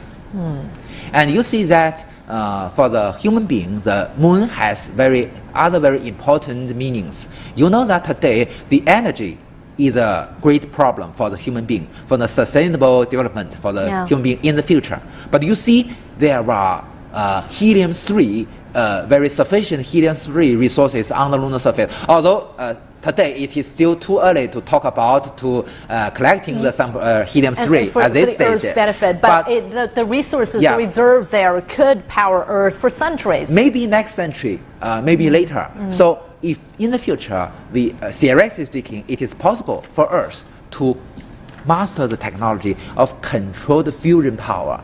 If we can get or master the technology of controlled fusion power, it will be the completely green energy resources for the human being. And you know that, as you mentioned, the helium-3 on the lunar surface can be used for thousands of years for human beings. So that is the reason why the lunar exploration is so meaningful today. And that could certainly help address the climate and energy crises that we are facing today on Earth. But I still should emphasize that's still too early to talk about this now. It's a long-term goal. It's a vision. Yeah, it's a vision.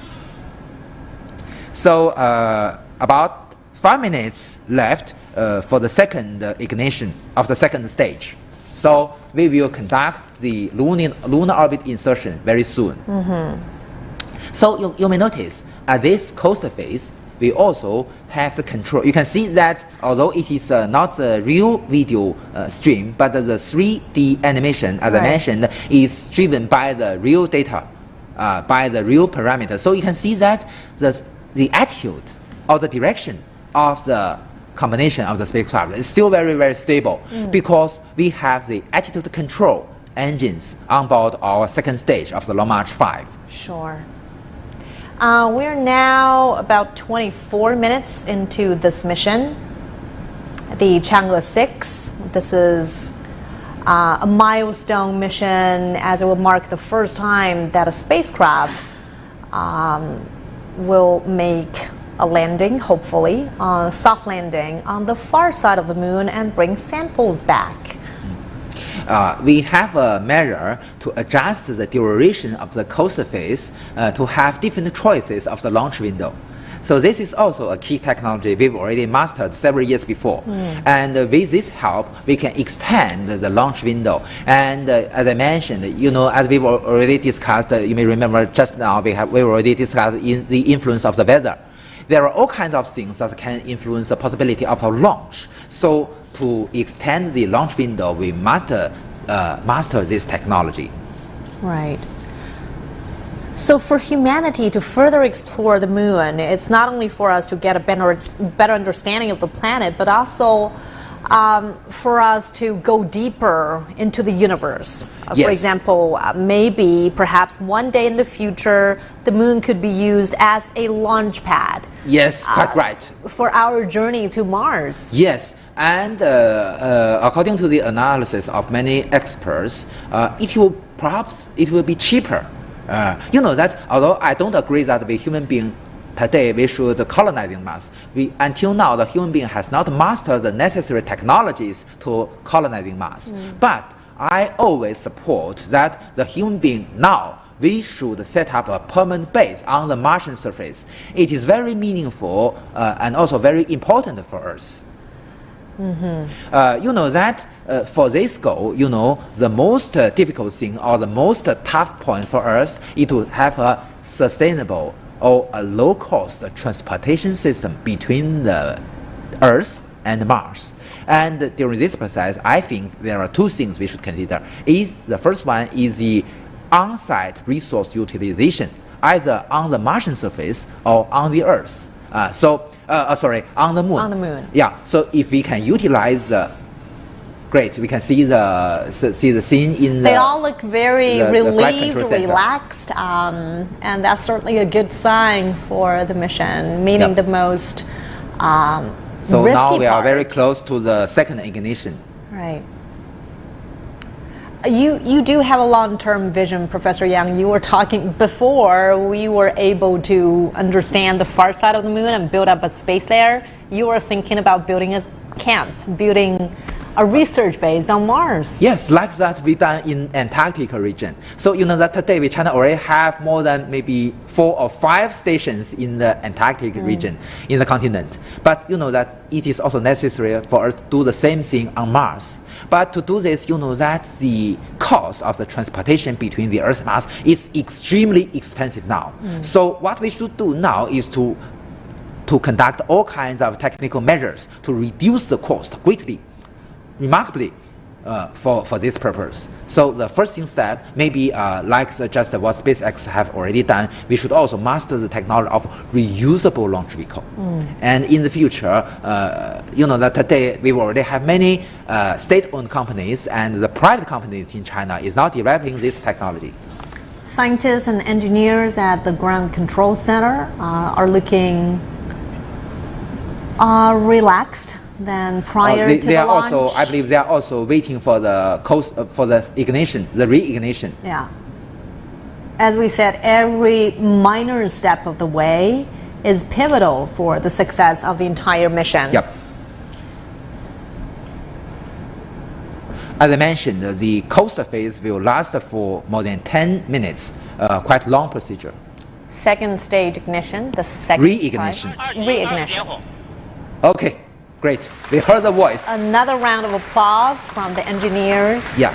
So the second ignition, the second burn will last for several minutes. Second stage boosts for second time. So this is also called the lunar orbit insertion. You know that the parking orbit, the velocity is about 7.8 kilometers per second. But if you want to go to the moon, the velocity must reach to about 11 kilometers per second.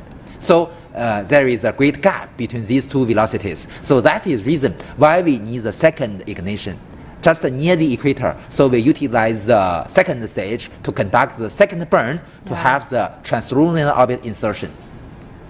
It's pretty fascinating to think that what's keeping scientists, engineers, and amateurs alike, keeping their passions is the uncertainty and the unknown of the vast reaches of the universe. There's just so much to explore. Well, that is curiosity. I believe it is human nature for not only our engineers and scientists, but for all human beings. And also, I should emphasize that to study, to explore the universe is also even very, very important for us to know the destiny of human being. That why we conducted so much missions to study the history or evolution of the moon, because only in this measure we can have a more precise prediction of the fate of human being in the future. So that after maybe 5 billion years, the sun will become a red giant, and at that moment the earth is not habitable for human being.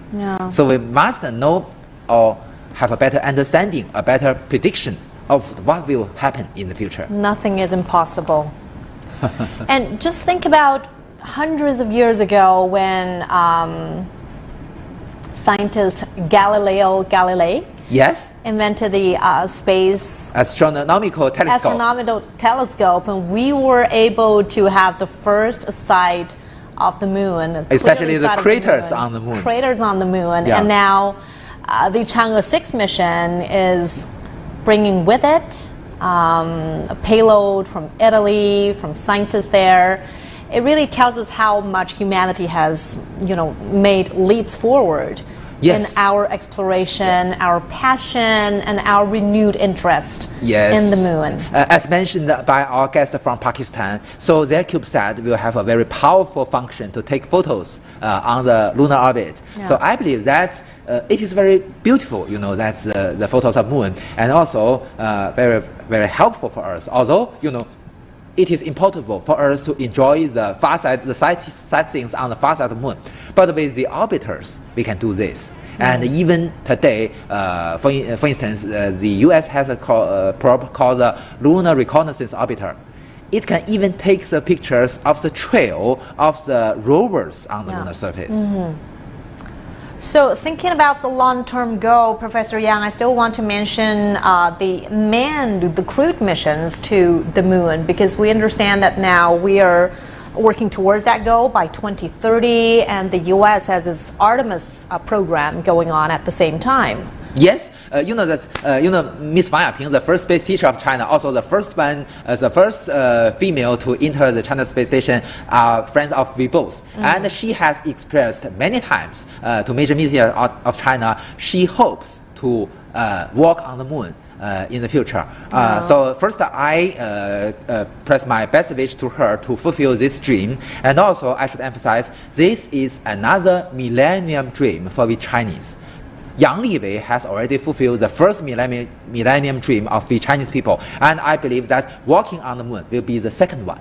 So in the future, as you mentioned, we will have the plan to be scheduled before 2030, before the end of 2030, to have our first crewed mission to the lunar surface. But still, we must face, honestly speaking, many challenges during this process. First, we must have a more powerful launch vehicle, even much more powerful than this Long March 5 rocket. Right. Earlier on, you mentioned the heavier payload for a crewed mission to the moon. Why is it so much heavier than an unmanned mission? Is it because it has to bring with it the life-supporting materials like water, food, for example, to really keep our astronauts alive and functioning well on the moon? That we can have a comparison between the Shenzhou spaceship and the future manned spaceship to the moon. You see that the total mass of our Shenzhou spaceship is more than 8 tons. But the difference between Shenzhou spaceship and the spaceship to the moon is that for the spaceship to the moon, it must have much greater capability to change its velocity comparing with the Shenzhou spaceships. So that is reason why our Mengzhou, the next generation spaceship, if it goes to the moon, it will have a very huge fuel tank and have so much propellant. You know that the moon is a big celestial body, although it is much smaller than the moon, than the Earth. So when approaching the moon, we must deaccelerate or brake to conduct the lunar orbit insertion, and also we need to go back to the Earth. All these procedures need a lot of propellant. So that is the reason why the Mengzhou spaceship is more than 26 tons. So you can see it's even only not include the lander, even the spaceship itself is 3 times heavier than our Chang'e 6 probe. So that is reason why we need another much more powerful rocket, actually speaking Long March 10 for this process. It's heavier because it requires much more fuel to power the mission. Yeah. So still the second stage is burning. After it is burned off, the probe, the combination of the second stage and our Chang'e 6 will enter the translunar orbit. Right. Great. So it's already shut down, as I mentioned. Already shut down. Yeah. So the next critical step will be the separation between the rocket and the probe. All right. And after that, we'll be awaiting the solar panel to open up. Yeah. So this is viewed by the camera mounted on the second stage. Well, Professor Yang, I know you are really a professional photographer as well, taking pictures of the moon. What do you fantasize when you look at the moon from Earth? Well, you know that with the telescope, we can get more details of the lunar surface. I enjoy this, and also many of my foreign friends like it and endorse me on the social media.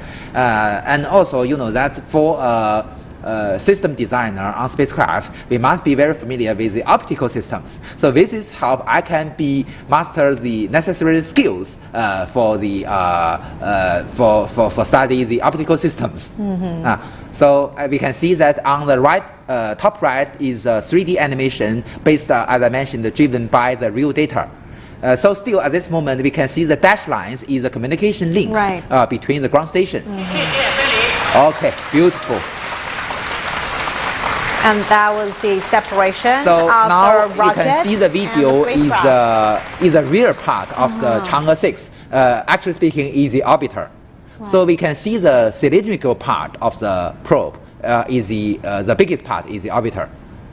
So this certainly marks another important step in this mission. That's the separation of the rocket. Yes. And so this is also another critical step, and then will be the unfolding of the solar panels, both on the orbiter and on the lander, because they will fly independently several days later. So we need the unfolding of the 2 pairs of solar panels. And until these 2 sets of solar panels are opened up, that will mark the success of the launch mission. Exactly. Moreover, we should also evaluate the accuracy of its initial orbit, because you know that only it is accurate enough we can have the possibility to conduct the successive procedures. And I also want to talk about China's space station, the Tiangong. What kind of international cooperation is being showcased on the CSS? I believe that our Tiangong space station is a very ideal place to conduct international cooperation. So today we already have the joint experiments with other countries. And next step, we've already talked many times, will be the visiting of the foreign astronaut to our Tiangong space station. So you know what, Professor Yang, when I see the scientists, engineers taking out their glasses, it means that they are really relieved to see how well the mission is progressing. Yes, quite right. And finally some smiles from these scientists there.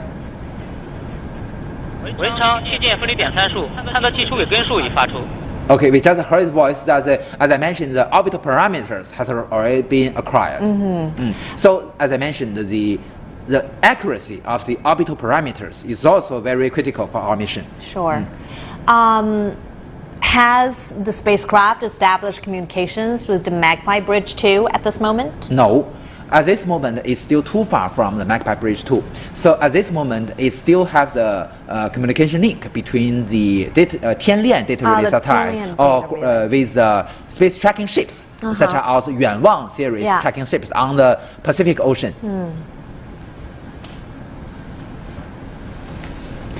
They are already in SMILE, so that means that the most risky path has already passed for the launch. And they start talking and having some small chat over there. Yeah. It's a rewarding moment for the scientists. Yeah. So I believe that we can see the big red screen soon. Yeah. It's our tradition. Yeah, it is. It really is something that we're all looking forward to. Yeah. Now you can see it's already more than half an hour now. So that is a very important feature for the launch of the Long March 5 or the Long March 3A series. Right. Because it needs a coaster phase that lasts very long. And now let's hear some more insights from Mark McCorin, former senior advisor for science and exploration at the European Space Agency in the Netherlands. Thank you so much for joining us on our program. Now, as we are both watching for, as we're both waiting for that big moment, the announcement of the success of the launch mission, what aspects of Chang'e 6 lunar mission are you most looking forward to? Well, as a scientist, you know, it's an amazing thing to be able to go to the far side of the moon and bring samples back. It's very different from the near side of the moon, the piece of the moon we see all the time because of the way the moon is locked to the rotation of the Earth. It also will hopefully bring us some idea about the way that the moon was struck by these very large impactors, by asteroids. Early in the solar system history, billions of years ago, was that something that happened very quickly in one big bunch of impacts, or was that something that happened slowly? And by returning samples from that particular location, the South Pole Aitken Basin, we should actually be able to learn much more about the history of our solar system that way. So that's really exciting. But let me also say, you know, congratulations, of course, to getting to this point now. Half an hour into the mission, it seems to be going extremely well. And as you mentioned, it really is a very important mission for us to understand the formation, the evolution of the moon over a span of billions of years. And China, as we know, is also carrying international payload in this mission. It's been advocating international cooperation in space for a long time. What do you make of the cooperation between China and Europe, Mark? Well, I think it's a good thing. I've been talking to some of my colleagues this morning, ESA colleagues who are out there in China at the launch, and hopefully I'll chat to them a little bit later on, and hopefully they will have seen that very, very beautifully as we did on the live stream. But bringing those instruments on board to do science, of course, is the main goal of this kind of cooperation, is to share the scientific knowledge. And this is something where, of course, we collaborate internationally. We collaborate with the United States, we collaborate with Russia, we collaborate with Japan, and we collaborate with China. We also have a mission which should be launched in the next year or so called SMILE, which is a collaboration between China and ESA, where that mission will be investigating the magnetic field of the Earth. And that's an important aspect which is linked to so-called space weather, where the impact of the sun on the Earth's atmosphere is something we want to study in more detail. So we just saw the launch contract for that was signed last week. That will be a European launcher with a European Chinese payload, and what we just saw today is European parts on a Chinese-led mission to the moon. So I think that this scientific collaboration is, of course, very important. We should always keep in mind that space is a very political environment, of course, and there are all sorts of geopolitical issues in the background here. But as a scientist, I'm very happy to see this collaboration go forward. Mark, let me also ask you this. I could see Chinese calligraphy hanging on the wall, and I'm pretty sure that you're familiar with the Chinese culture as well. And you must also know that the Chang'e is named after this legendary Chinese moon goddess. Do you also share this dream of lunar exploration, this passion, and of course renewed ambition to explore the moon? I think it's something, of course, that's fascinated me throughout my life. I'm old enough that I was around when the Apollo missions went to the moon, and I've worked with many of the Apollo astronauts. I've been on tour with Buzz Aldrin, for example, who was on that very first mission with Neil Armstrong to the surface of the moon. And to see that come back now in recent years, of course, there is an element partly, again, of this geopolitical aspect, whereas it was the Soviet Union and the United States before. Now you have a much broader array of players in this game. And there's also this question about this exploitation that your guest there spoke about a bit earlier on, which was that exploration is driving the science, but the possibility of looking at the moon as a resource is another thing.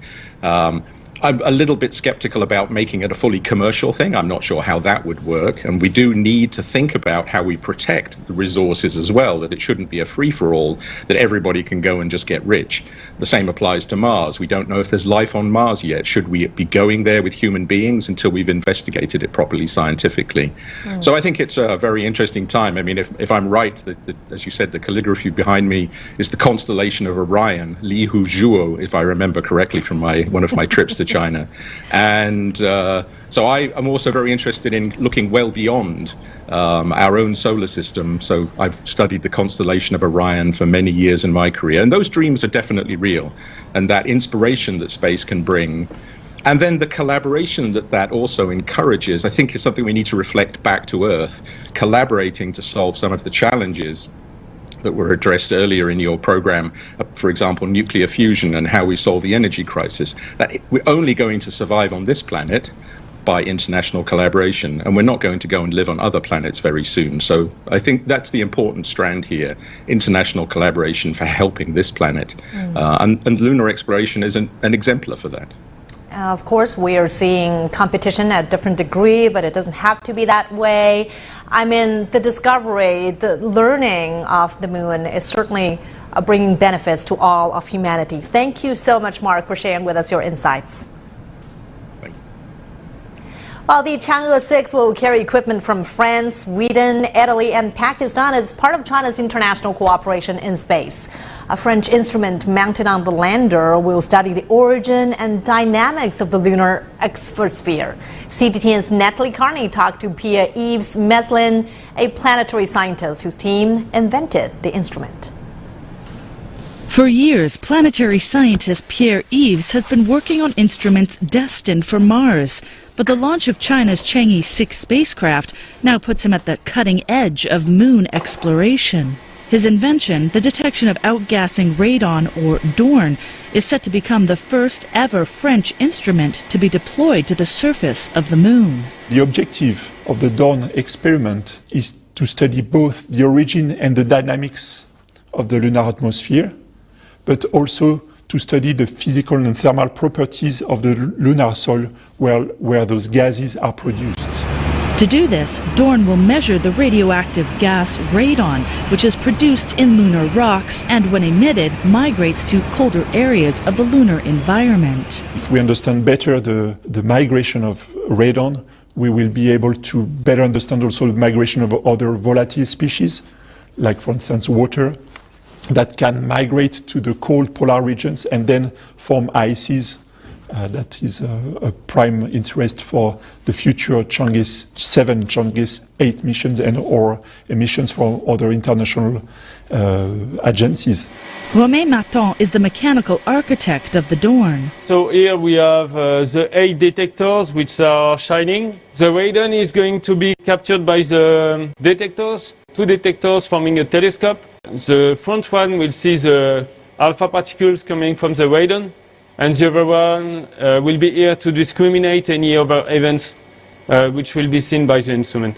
The project team says time was the biggest challenge when it came to the DORN's development. The project started early 2020, so it was right before COVID time, and we delivered last summer. So overall it was 3.5 years of development, which is something that is super short for us. So having an instrument that we develop and that is going to the far side of the moon, it's really exciting for us. We are going to be part of a mission that has a really technological fate. So it's a great honor to be part of it. More than 20 French engineers worked closely with Chinese colleagues at China's Institute of Geology and Geophysics and the Chinese University of Geoscience in Beijing to make the project happen. This is the first time that France and China are collaborating in the field of solar system exploration. First, they helped us interacting with the engineers from the spacecraft team at CAST. They also helped us negotiate the spacecraft resources that we needed for our instrument. And they also helped us a lot after we delivered the instrument to China last August. They helped us mount the instrument onto the spacecraft. I think we have established a relationship of trust and also friendship between the two sides.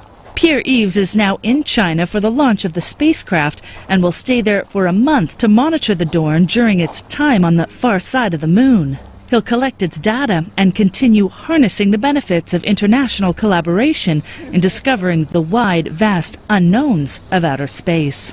Natalie Carney for CGTN, Toulouse, France. Well, international cooperation is certainly a highlight of this mission, and our colleague Mark, right there, he was talking about turning this idea from exploration of the moon to exploitation of the moon. And you rightly pointed out that really we are facing this first mover advantage. For example, whoever gets there first will have a say on how to explore the moon and maybe perhaps making rules for the exploration of the planet. Well, that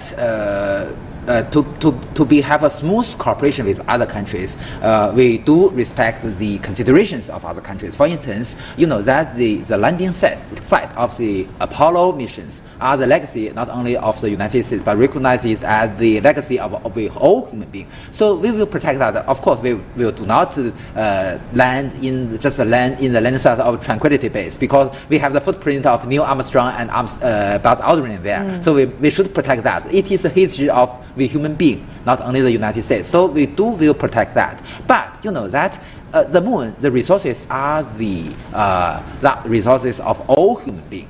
So it is the right moment, because that the transportation between the Earth and the moon is already very practical. So it is the right moment for us to utilize the resources of the moon. So to this extent, it is the exploitation of the moon.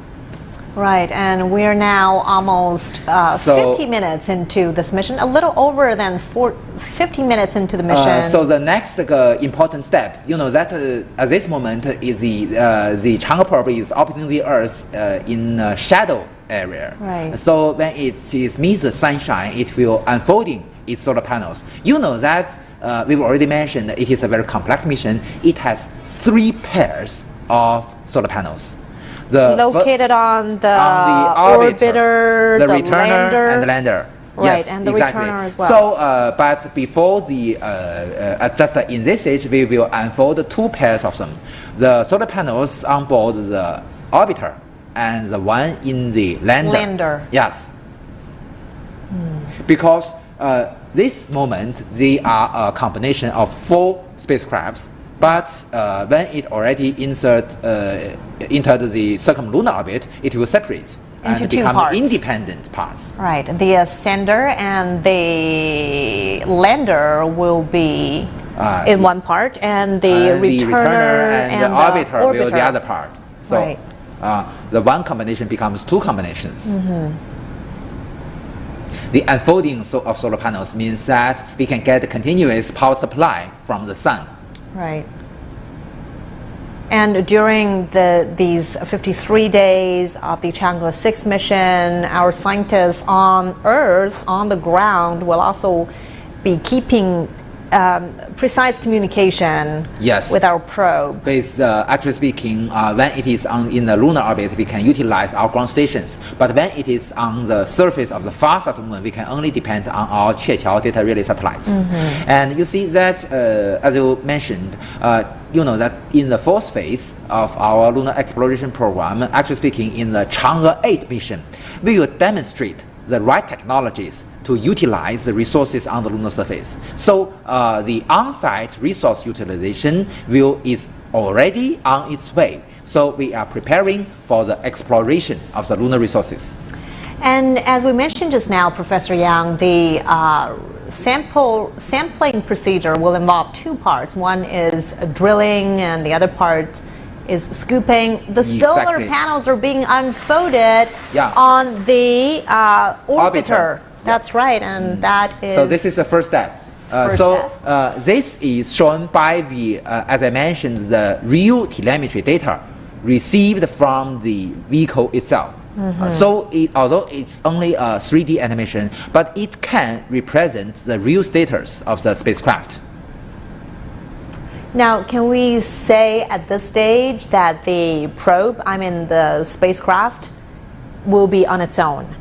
Actually speaking, it's already on its own during the separation between the rocket and itself. But still, that at that moment, because it's in the shadow area of the Earth, so it can only use the electricity in the storage batteries inside the probe. Right. So at this moment, with the unfolding of the solar panels, it can have, as I mentioned, a continuous power supply with solar energy.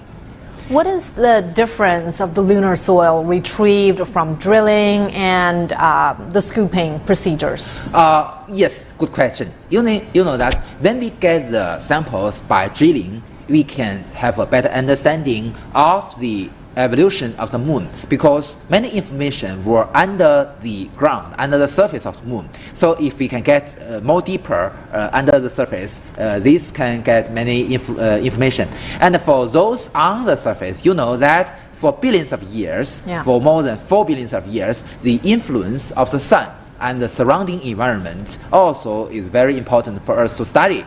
So that the reckless, the rock on the surface of the moon already lie there for billions of years. So with the, as you mentioned, the scooping of the samples, we can also have the information in this area. So on the near side of the moon, because there is direct sunlight, and then perhaps after billions of years of exposure under the sunlight, the objects or the materials for us to understand the formation of the moon has shifted or has become different than that from the far side of the moon. As I mentioned, that the direction of the sunlight depends on one thing is the latitude. The other one is, that if you are in a low latitude on the moon, the lunar night lasts for 14 days comparing with the Earth, and also the same as the daytime on the moon. But for the position near the South Pole, it will be different. For these reasons, there are some places in the permanent shadow. And for other places, maybe they have a very, very, very long-term sunshine. So that is the reason in the long-term sunshine area, it's easy to get continuous not only the power supply, but also that in the lunar light, for instance, in low latitude regions, the temperature can be below 250 degrees Celsius below zero. Wow. How cold it is, you can imagine. So the spacecraft cannot survive in extremely cold night. So it is easier if you have a longer sunshine period. Right. So that is the reason, as I mentioned, why the South Pole is so important for human beings. So the thermal control is a challenging factor for us. Yeah. So all these craters that we see on the moon's surface are a result of massive objects pelting over billions of years. How deep are these craters? That there are very, very small craters, maybe created every day on the lunar surface, but still, at this moment, it's still been impacted by the small asteroids.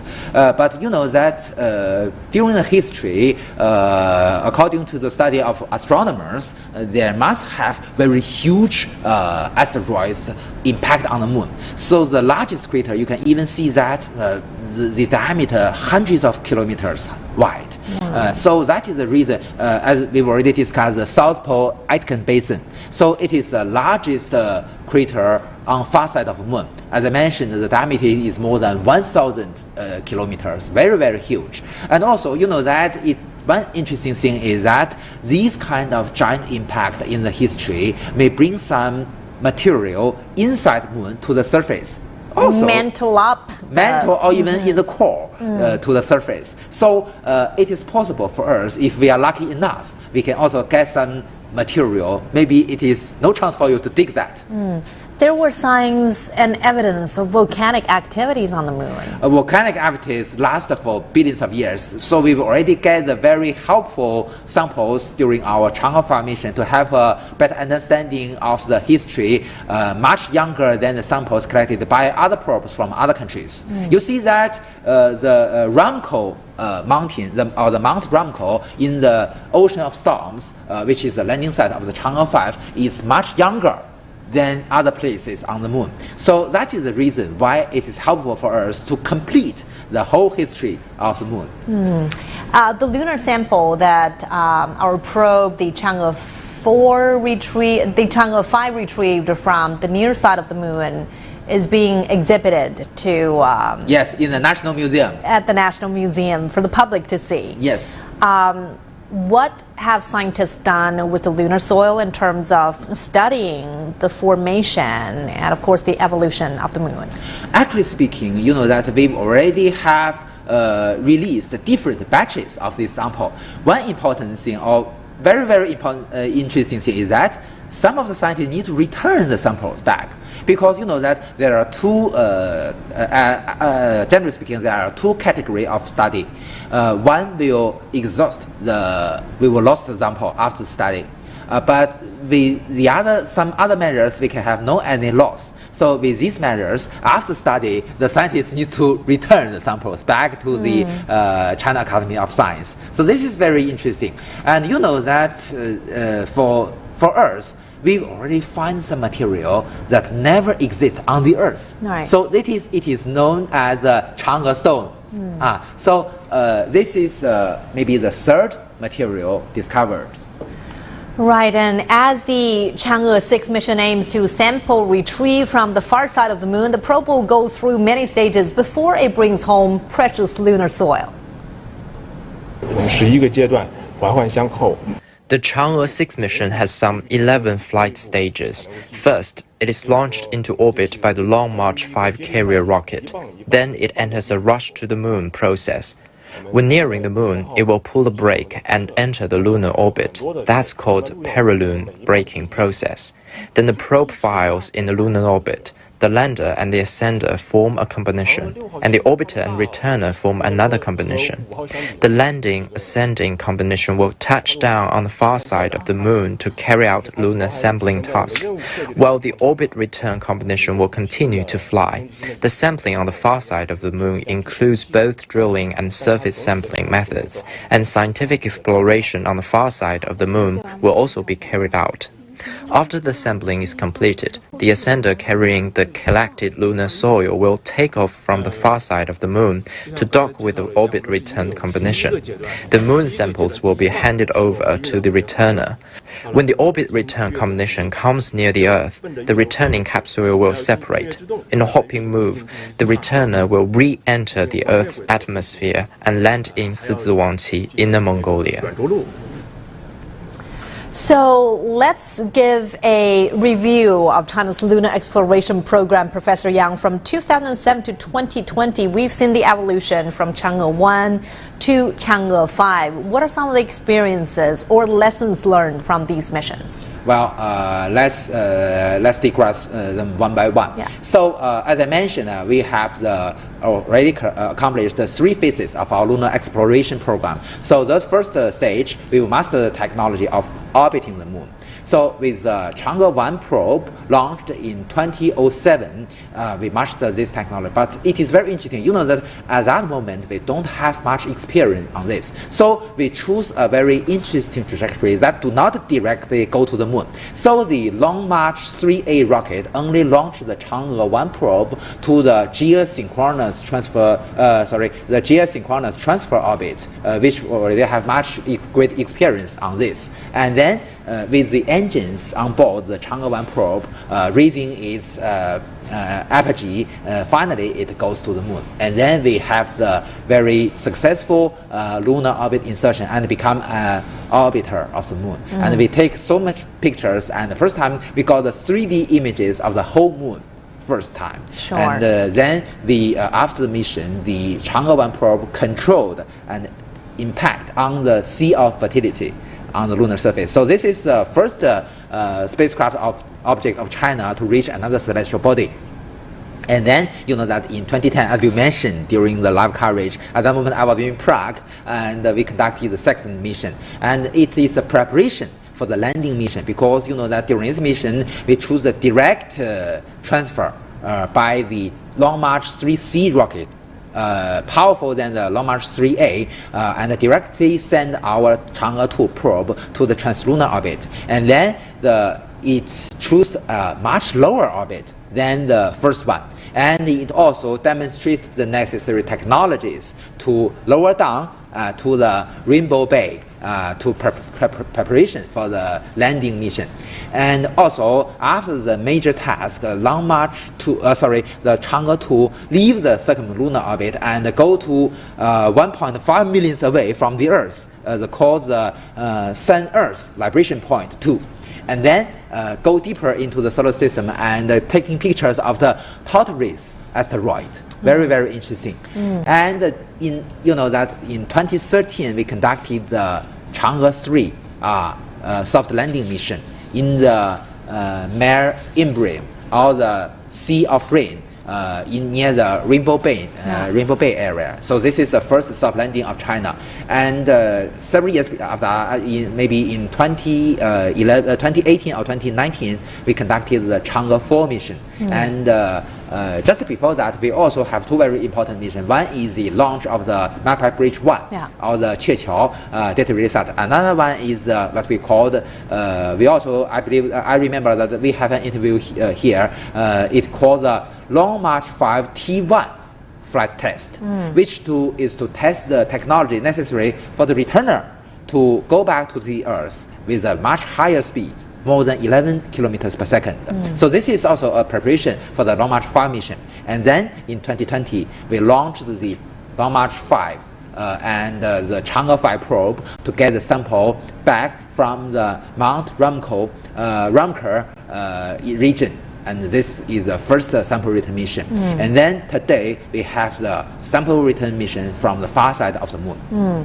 So earlier we talked about the different types of lunar explorations. There's the flyby, the hard landing, and the soft landing. Of course, soft landing involves more precision, greater precision, and more control, and of course more risks. Yes, exactly. You know that just within these years, we have been seeing that so much failures during the landing attempt, either by Israel, by India, and by other countries. You see, that is the reason why it is so difficult. You know that landing on a big celestial body like the moon, you must deaccelerate your very high speed to zero within very short several minutes, and also decrease your altitude to the zero within several minutes. So anything wrong happened to your any of your subsystems, such as the wrong measure of your position and velocity, the wrong or the error in your measure of your attitude, your direction,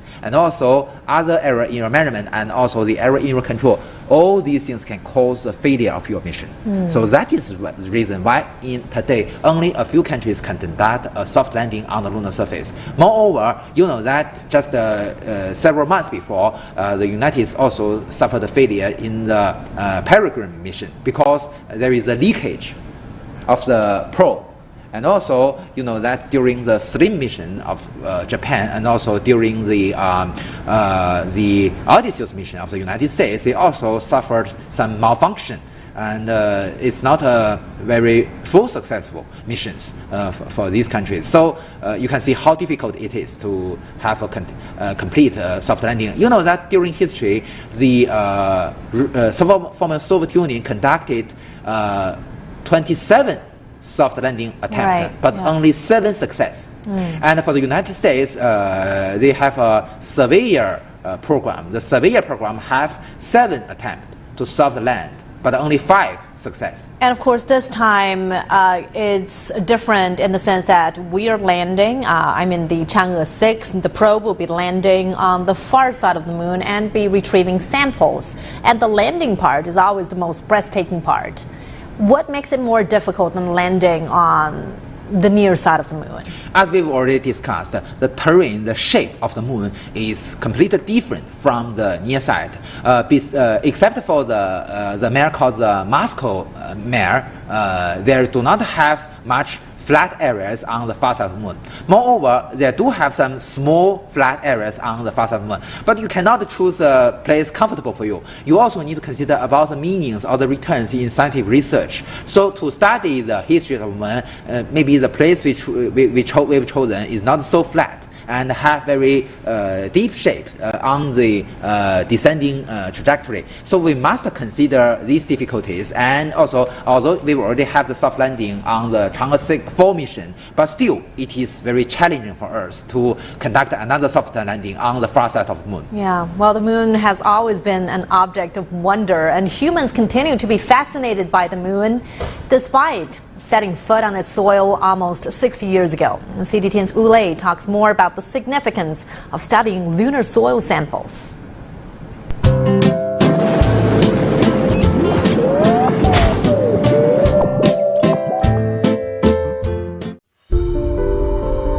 You and I know what our planet Earth's soil looks like. It's composed of minerals, organic material, water, and microorganisms that allows plants and flowers to grow. But can these same plants and flowers thrive on the moon's soil?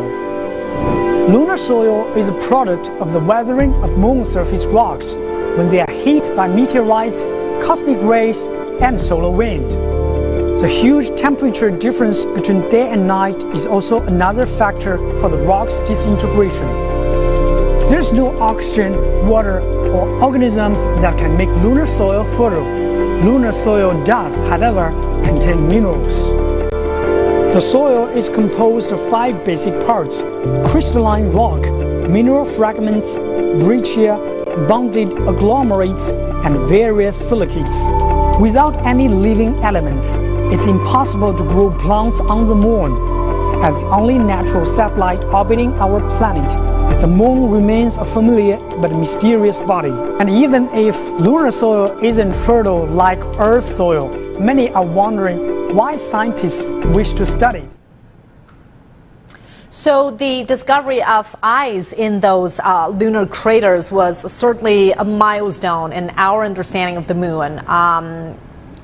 Did that cause a renewed interest in the moon?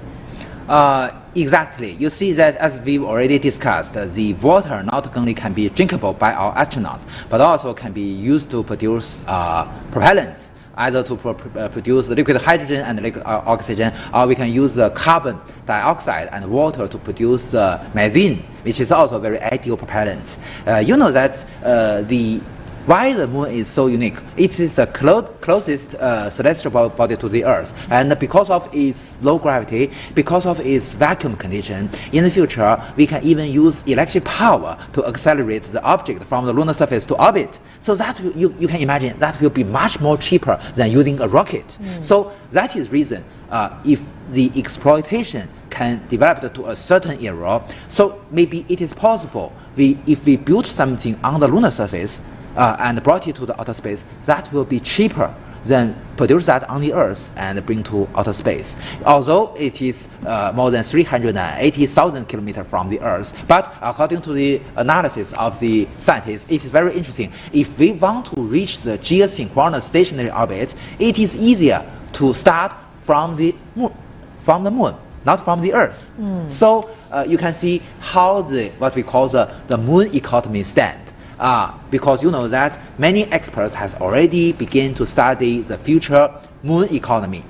Because you know that with the scale of human activities on the lunar surface become larger and larger, maybe in the future we can have more practical technologies to utilize the material on the lunar surface. So manufacturing on the lunar surface is also possible. So as we've already discussed, there are the regoliths, we can get the metals from these regoliths, the iron, titanium, and other metals. And also we can get other materials such, you know that the lunar soil is rich of oxygen. So it is easier for us to, but today, as you already asked, hydrogen is a critical thing. Right. So because you know that only if we can get hydrogen, can we get the methane or water or other things. So why the water is so important? Because although you know that the solar system has the richest element is hydrogen, but most of it, it's a pity that it is on the sun or in Jupiter, which we cannot use. So if we can find the hydrogen in the water form on the surface of Moon, so that means that these resources, together with the water on some asteroid, will be very useful for Earth. Not to bring them back to the Earth, it's meaningless, but to have, as I mentioned, the on-site utilization. Another big round of applause from scientists and engineers at the Ground Control Center. And we are still expecting another set of panels on the lander is being opened up. From this 3D animation, we can see that the pair of solar panels on the lander has already been successfully unfolded. Right, and this is certainly an important stage in the launch mission of the Chang'e 6. And we'll be waiting for some final official announcements. Official announcements of whether it is a success. So let's go back to our earlier discussion, the discovery of water, this very valuable natural resource to support life and power our future space missions, was discovered by India's first lunar mission, the Chandrayaan-1. Yeah. There was this concrete evidence of the existence of water on Moon, and previously scientists believed that the Moon was barren land. And then they were convinced, they became confident that exactly. So that is the most important discovery of the Chandrayaan-1 mission conducted by my colleagues and friends from Israel. You know that today I work for the International Astronautical Federation Space Transportation Committee. Yes? Okay, we heard the voice from the Flight Control Center. And if you've just joined us, this is our special coverage of China's lunar mission. The latest one is the Chang'e 6. It's a history-making mission as it will be landing on the far side of the Moon and return with lunar samples. We are now more than an hour into the mission. Now there comes the official announcement. Yes.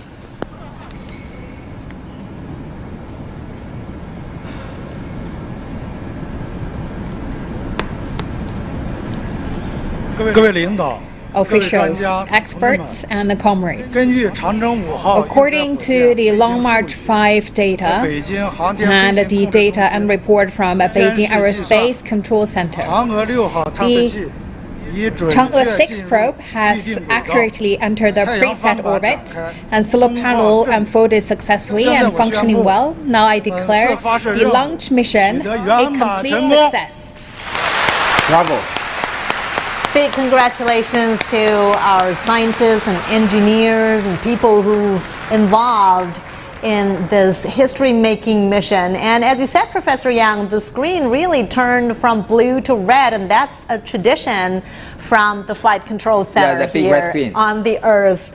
No matter how far our spacecrafts travel or how important the mission is, it always comes to this final moment of the announcement of the success of the mission. Of the whole mission. Well, yesterday I just sent a text message to Mr. Wu Weiren, the chief designer of the whole China's lunar exploration program, expressed my best wish to जिंदगी कीमती है और इसकी हिफाजत हमारा फर्ज है और इस फर्ज को हम निभाते हैं जिम्मेदारी के साथ। बीमारी से शिफा तक का सफर अब बनेगा आसान उमैर हबीब मेडिकल कॉम्प्लेक्स से। आपके शहर तुलंबा में सेहत की तमाम सहूलियात एक ही छत के तले होंगी। हमारे माहिर डॉक्टर और आला क्वालिफाइड स्टाफ दुनिया की बेहतरीन हेल्थ केयर टेक्नोलॉजी के साथ इंतहाई साफ सुथरा माहौल, जदीद ऑपरेशन थिएटर, 24 घंटे इमरजेंसी और ओपीडी की सहूलियात के साथ, फार्मेसी और जदीद तरीन lab. General surgery,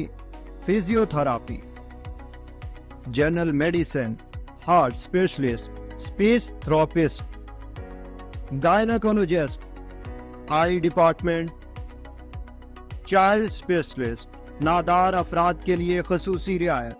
सरपरस्त Qari Riaz Ahmed Sahu, chairman Haji Ayaz Ahmed Sahu, vice chairman Umair Ahmed Sahu, doctor Syed Shahid Hussain Shah, SDDHO doctor Saeed Nawaz, RMP MBBS BSc doctor Mehroz Khalid Gujjar, MBBS ALS BLS doctor Lare Baksa consultant physiotherapist, doctor Rukhsana Mukhtiar consultant speech therapist, madam Samina Rab Nawaz BS nursing, नज़ telephone exchange Abdul Hakim road तलंबा।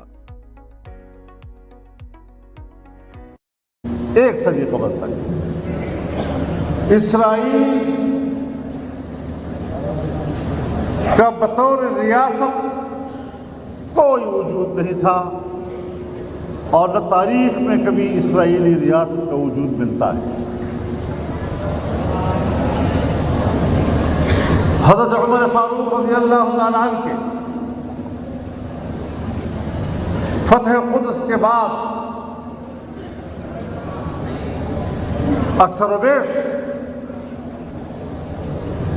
फ़लस्तीन और अल-अक़सा ये मुसलमानों की सरज़मीन रही।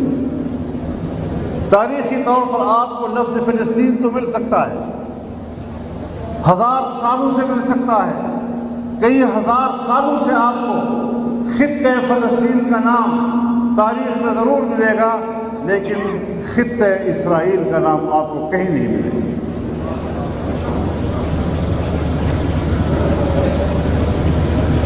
सल्तनत उस्मानिया के कलमरों में था, तमाम अरब भी फ़लस्तीन भी,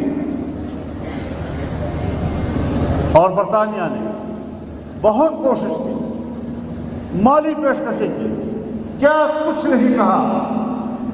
खिलाफत उस्मानिया के उस वक्त के हुक्मरान सुल्तान अब्दुल हमीद खान सानी,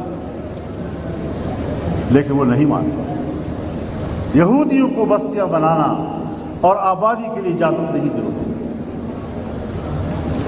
जब उनकी तमाम कोशिशें नाकाम हो गई, फिर सल्तनत उस्मानिया के खात्मे के लिए साजिशें शुरू हुई और फिर उन साजिशों के नतीजे में बिल आखिर सल्तनत उस्मानिया का खात्मा। चुनांचे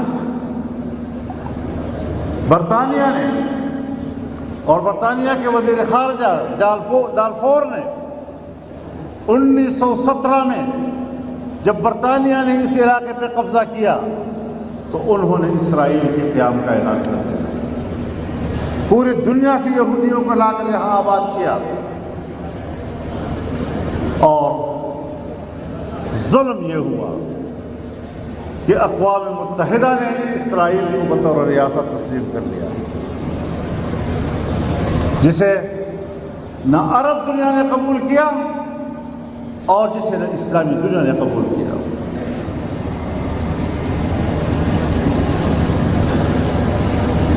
और अभी पाकिस्तान नहीं बना था। इसराइल के क़याम के लिए अक़वाम मुत्तहिदा की करारदाद पास हुई, लेकिन बानी पाकिस्तान मोहम्मद अली जिनाह ने पहला जो इस पर रद्द अमल दिया, और मैं इन तमाम लोगों से कहना चाहता हूँ, इन सियासतदानों से, इन सियासी जमातों से, फौज से, एस्टेब्लिशमेंट से, ब्यूरोक्रेसी से, कि अगर पाकिस्तान के लिए, उसके नजरिए के लिए, उसके क़याम के मकासद के लिए कायद आज़म मंबा है और वो मर्जा है और वो हुज्जत और दलील है, तो उन्होंने ही कहा था कि इसराइल एक नाजायज रियासत, और उन्होंने ये कहा था कि बरतानिया ने अरबों के दिल में खंजर घोंप दिया है। ये पाकिस्तान का मौक़िफ़ आया। सन 47 में पाकिस्तान बना, सन 48 में इसराइल की बाकायदा ऐलान हुआ, तो इसराइल के पहला सदर उसने अपनी खारजा पॉलिसी का ऐलान करते हुए पूरी खारजा पॉलिसी की असास और बुनियाद ये बात रखी कि इसराइल का मकसद, आला तरीन मकसद इसराइल का, वो दुनिया में एक नौज़ायदा मुस्लिम मुल्क का खात्मा होगा। पाकिस्तान के बारे में इसराइल की खारजा पॉलिसी के असास कुछ जरा अकल